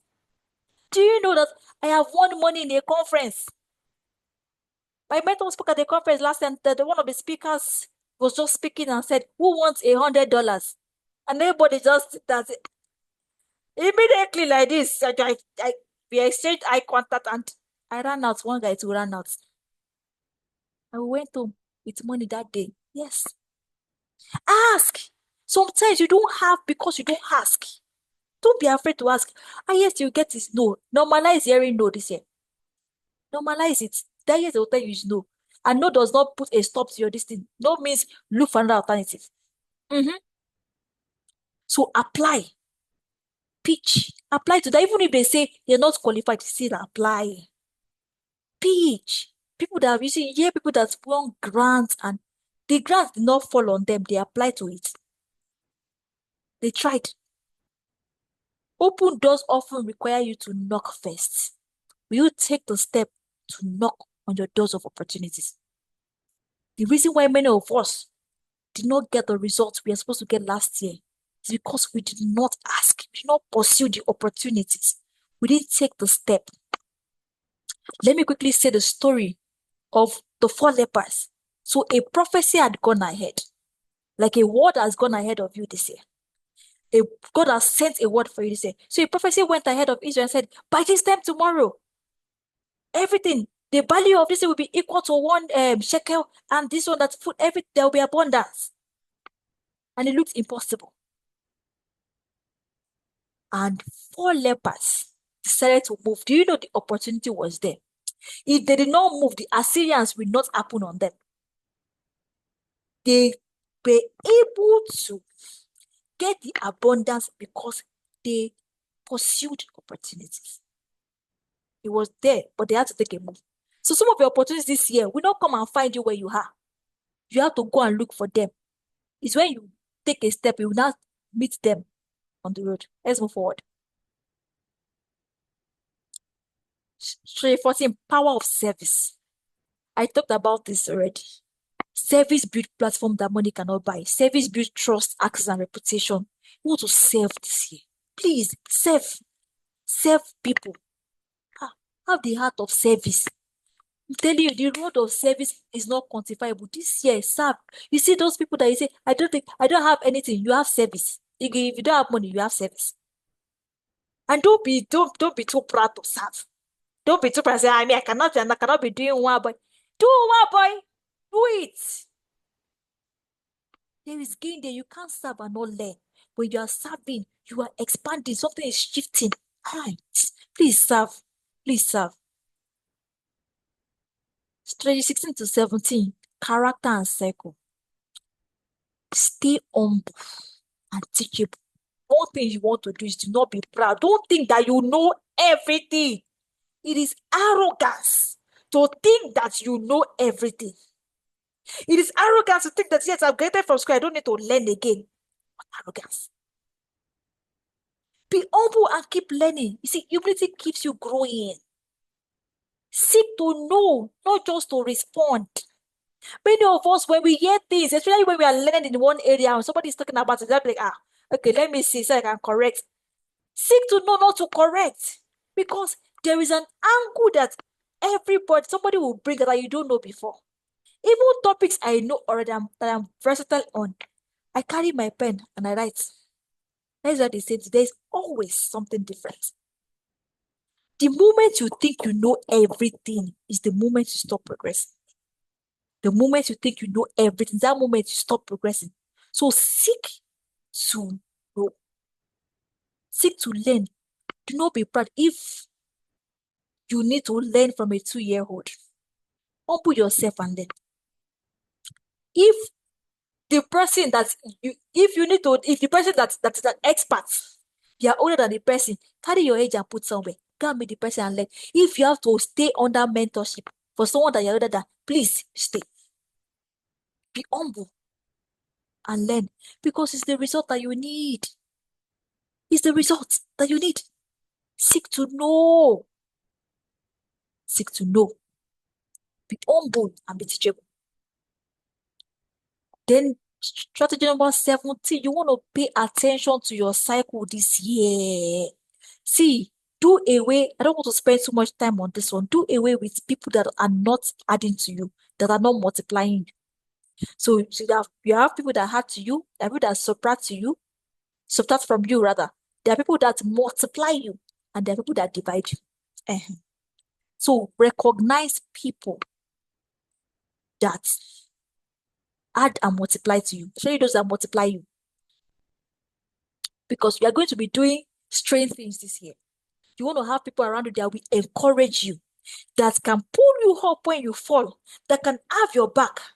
People that you can come and share a vision. Say, this is what God is telling you, that they will say, this is huge, but don't worry, go for it. We'll support you.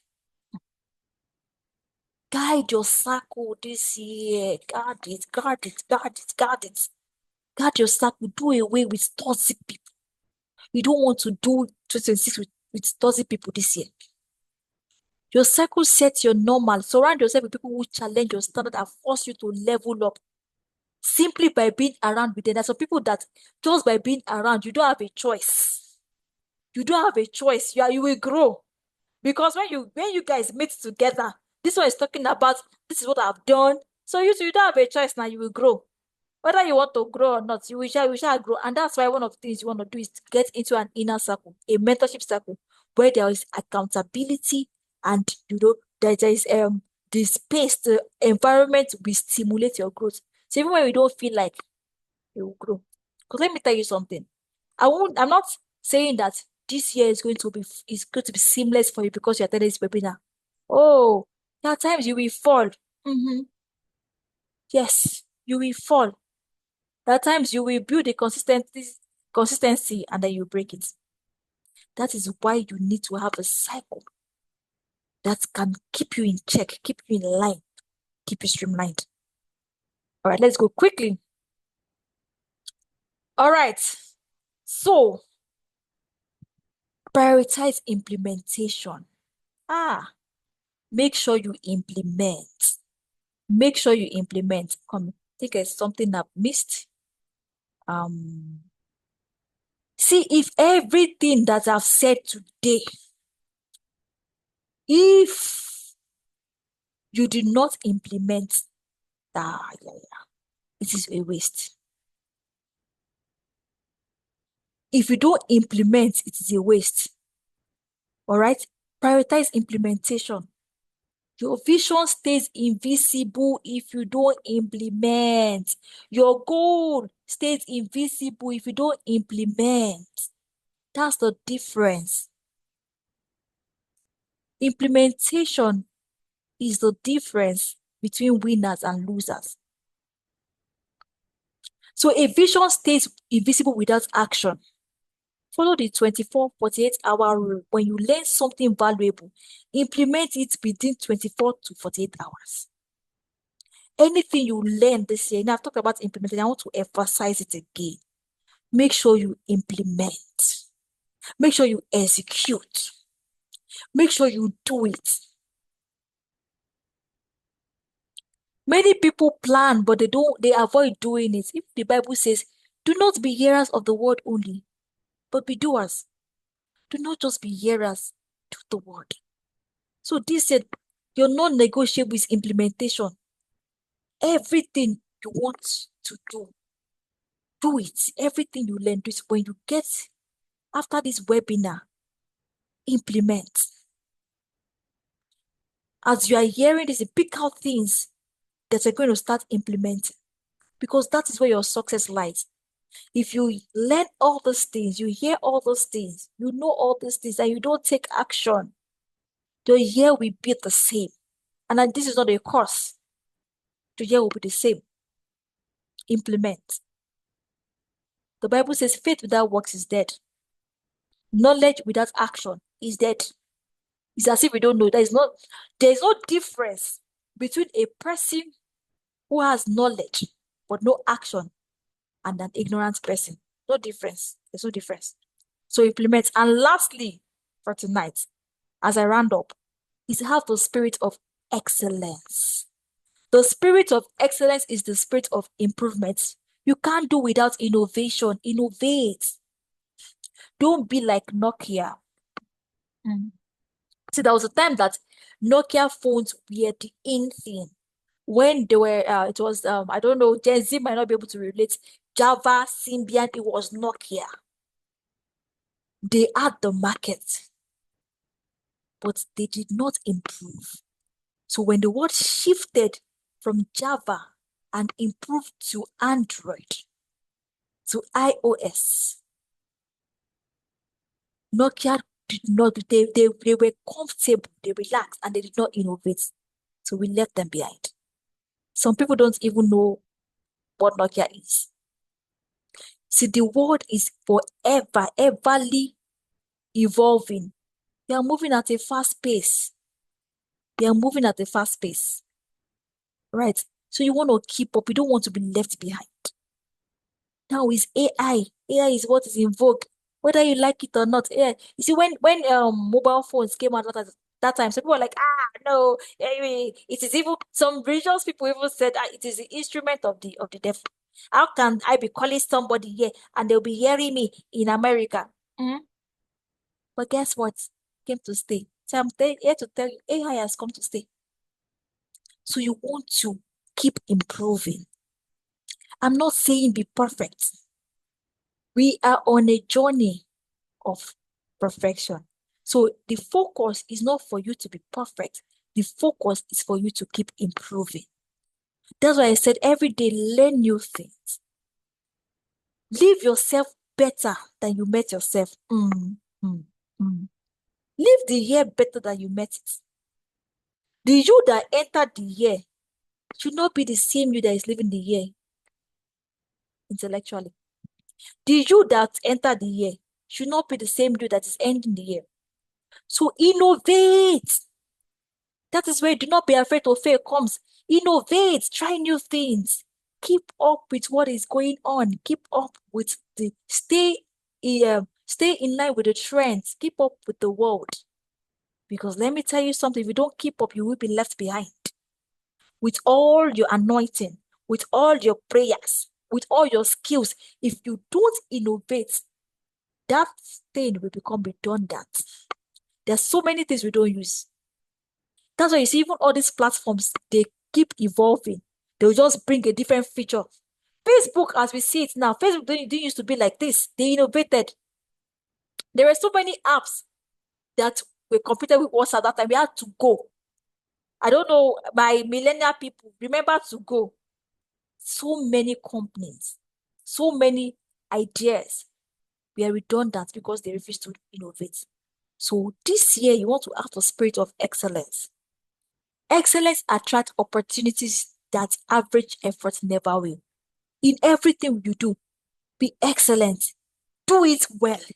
Even if you are doing it for one person, do it as if you are doing it for the crowd. Even if you are doing it for someone that is not going to pay you much, do it as if you are doing it for the king. Be excellent in everything you do. Be innovative. Keep ahead, stay ahead with the trend. And I come to my last slide for tonight. Your 2026 activation. Now, I want you to do something for me. Now, right now. Choose your top 3 strategies that you focus on immediately. Choose your top 3 strategies that you focus on immediately. You don't have to do everything for now. Start today. Pick one strategy to implement now. Your momentum starts with a single step taken now. So pick one strategy that you want to implement now and build weekly. Pick one strategy to integrate in your weekly routine. Have a weekly review. Consistency is the key to compounding growth. Build consistency. Do you know that what you do consistently for 41 days becomes a habit? That's how you form habits. When you keep doing it one step at a time, every day, it becomes a habit. Now, I'm not saying go and set goals that are not achievable. Don't set goals that I'm going to read 10 books in a week. No. You see, start small. If it's to make up your mind that you read, even if it's 15 minutes every day, make sure it is consistent. If it's 30 minutes every day, make sure it's consistent. If you're going to learn something, just make sure every day I will learn something new for 10 minutes every day. Make sure it is consistent and build from there. When you review and you say, oh, I've gotten the hang of it, you can increase it. Pick one strategy to commit for 90 days for the next 3 months and give it enough time to produce results. All right, this is your activation. These are strategies that you need to make 2026 your best year yet. If you follow these strategies, I can tell you that your 2026 will be full of results. And I'm offering something. If you need an accountability or a mentorship platform to hold you accountable, I'm offering a mentorship, an inner circle mentorship program for people that are interested, people that want to maximize and take advantage of what they've learned today. So just send me a DM on WhatsApp or my number. Just send me a DM on WhatsApp and then go from there. If you need to get to a mentorship session, get to it. Just make sure that your 2026 is strategic and you will get the best result. Thank you so much for listening. Any questions and feedback? Thank you so much. It's been an amazing almost 2 hours with you, and I hope you have learned something, and I hope you have your take home. And I want to tell you that I look forward to your unfolding greatness. Thank you so much. Questions. How do you feel? How do you feel? How do you feel? How are you feeling? Are you feeling hot? Are you feeling cold? How do you feel? So I want you to put in the chat one thing that you are gonna do. The feedback is for yourself. One thing you're gonna do after this session. One action point you're gonna do. Let's take that quickly. One thing you're gonna do from tonight. Thank you so much. Mel, you're welcome. Mel said very insightful and powerful. Jerry Favor said, I love this session. I missed about 45 minutes though, but thanks a million. You're welcome. Ruth Mama Baba says, thank you so much for this detailed webinar. God bless you, ma. Thank you so much, ma. God bless you too. The Ruth says, thank you so much, our amazing Pastor Fubi. Thank you. You're welcome. Thank you. Let's add the feedback. First of all, how are you feeling? Because I don't feel right. I don't even know how to feel. I'm like, oh God, where do I start from? How are you feeling? Let's get the comments. Don't worry, we'll soon leave very soon. We'll soon leave. I know you've been here 2 hours and it's been amazing. Thank you so much for staying. All right, let's get to the comment section. How are you feeling? Sister Mel said, I'm feeling hot. I'm feeling hot and cold and hot and cold and hot and cold, right? Okay, let me read the chat. Okay, Favor says, I'm going to start maximizing my pocket time. Thank you so much. That's amazing. See that pocket time. Do it for 1 month and give me feedback. That's amazing. Jerry Favor said, my time has never been properly allocated, but this is a game changer for me. Awesome. Victory Purposeful Living says, I feel light. Implementation is my new language. That's it. Implement and faith and implement again. Let's go. Awesome. I'm loving this feedback. I'm loving it.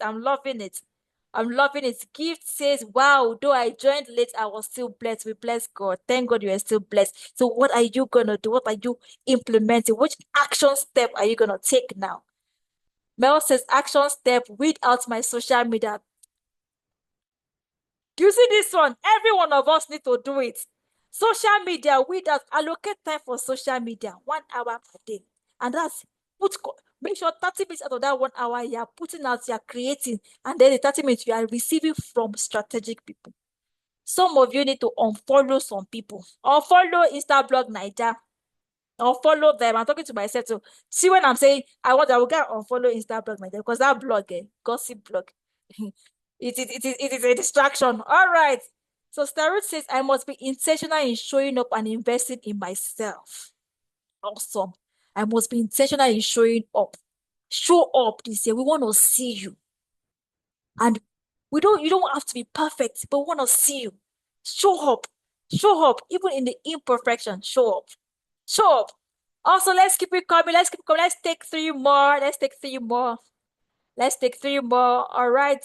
Let's go. Let's go. Let's go. Let's go. Let's go. What is your action point? See, for me, I'm going to leverage on my relationship. I'm going to leverage on my relationship and prioritize personal development. See that one? It is priority for me. I already set budget for books. I'm going to read like I've never read before. People says I'm a continuous student. I am teachable. Awesome. Be teachable. I even in relationship, you know, um one of the traits we tell people to watch out for is teachability. When somebody is teachable, oh my God, that's all. That's all. Let's go. 2 more, 2 more. Let's go. Let's go. Let's go. Awesome. Awesome. Let's go. Gifts Effect Darkpo said, this year I must be very intentional about my growth and have an accountability partner. Awesome. If you need somebody, get an accountability partner. All right. You can't do this. You can't do it on your own. I'm telling you the truth. You cannot walk this journey on your own. You need somebody because life is not designed. Human beings are not designed to journey through life alone. That's why God said, it is not good for man to be alone, for this man to be alone. Because God has given this man this awesome task, this assignment. But man cannot do it alone. So you can't do all these things alone. You cannot. No man is an island. If there's a voice telling you to stay in isolation, it's the voice of the devil. If you want to stay in isolation, know that it's consecration. Be sure that it's God that is calling you to consecration. It's because you want to go and receive. But any voice that is telling you just isolate, you don't need people. Who says you need people? You will ever need people. You will ever need people. From the time you were born to the time you die, you need people. When you were born, people took care of you. When you die, people are going to take care of you. They're not going to lift your body by yourself. People are going to bury you. So you need people. Do not stay in isolation. So if you can't get mentorship, get an accountability partner. Say, okay, come, let us set our goal. Hold me accountable. Hold me accountable. And the journey is not going to be easy. Sometimes you will not, it will not be convenient for you. You will not like it. You will not like it. But stay on the course. All right. Star Joy says, first time hearing about budgeting for self-development. Awesome, awesome. Also, they didn't teach us this. They said the greatest investment you can make is investing in land. But I beg to disagree. The greatest investment you can ever make in your life is in self-development. Because guess what? God understood. God didn't hide the treasure in land or in trees or in the ocean. Guess where God hid his treasure? God hid his treasure inside you, inside the man. So if God could invest in you, that should tell you something. The greatest investment you can ever make in your life is investment in yourself, your growth, your personal development. Pray like you've never prayed before. Pray as if you're not going to do anything. Do you understand? If you want to maximize, pray as if you're not going to even take a step. Then implement as if you have not prayed. You get the best of both. For prayer and implementation. So prayer streamlines implementation, and you will not be like every other person that is just going everywhere, I just say, let's try, what to do. There is a word already, and you are aligned with that word. So as you implement, just when you go out, favor just answers for you, and you just get the results. So 2026 is already a successful year for you. Work with God, stay with God, follow the instructions. Even if you're afraid, do what? Let me have this. I said, mention something in person that you have a call, and the call is God's call. So, what is going to make 2026 a successful year for you is if you are following God's call. So, one question I want to ask you before we leave is, do you know what God is calling you to do this year? If you don't know yet, go and ask God. Put a pen and a journal beside your bed, because instructions will come. You want to make sure that you are aligned with God's plan for you this year.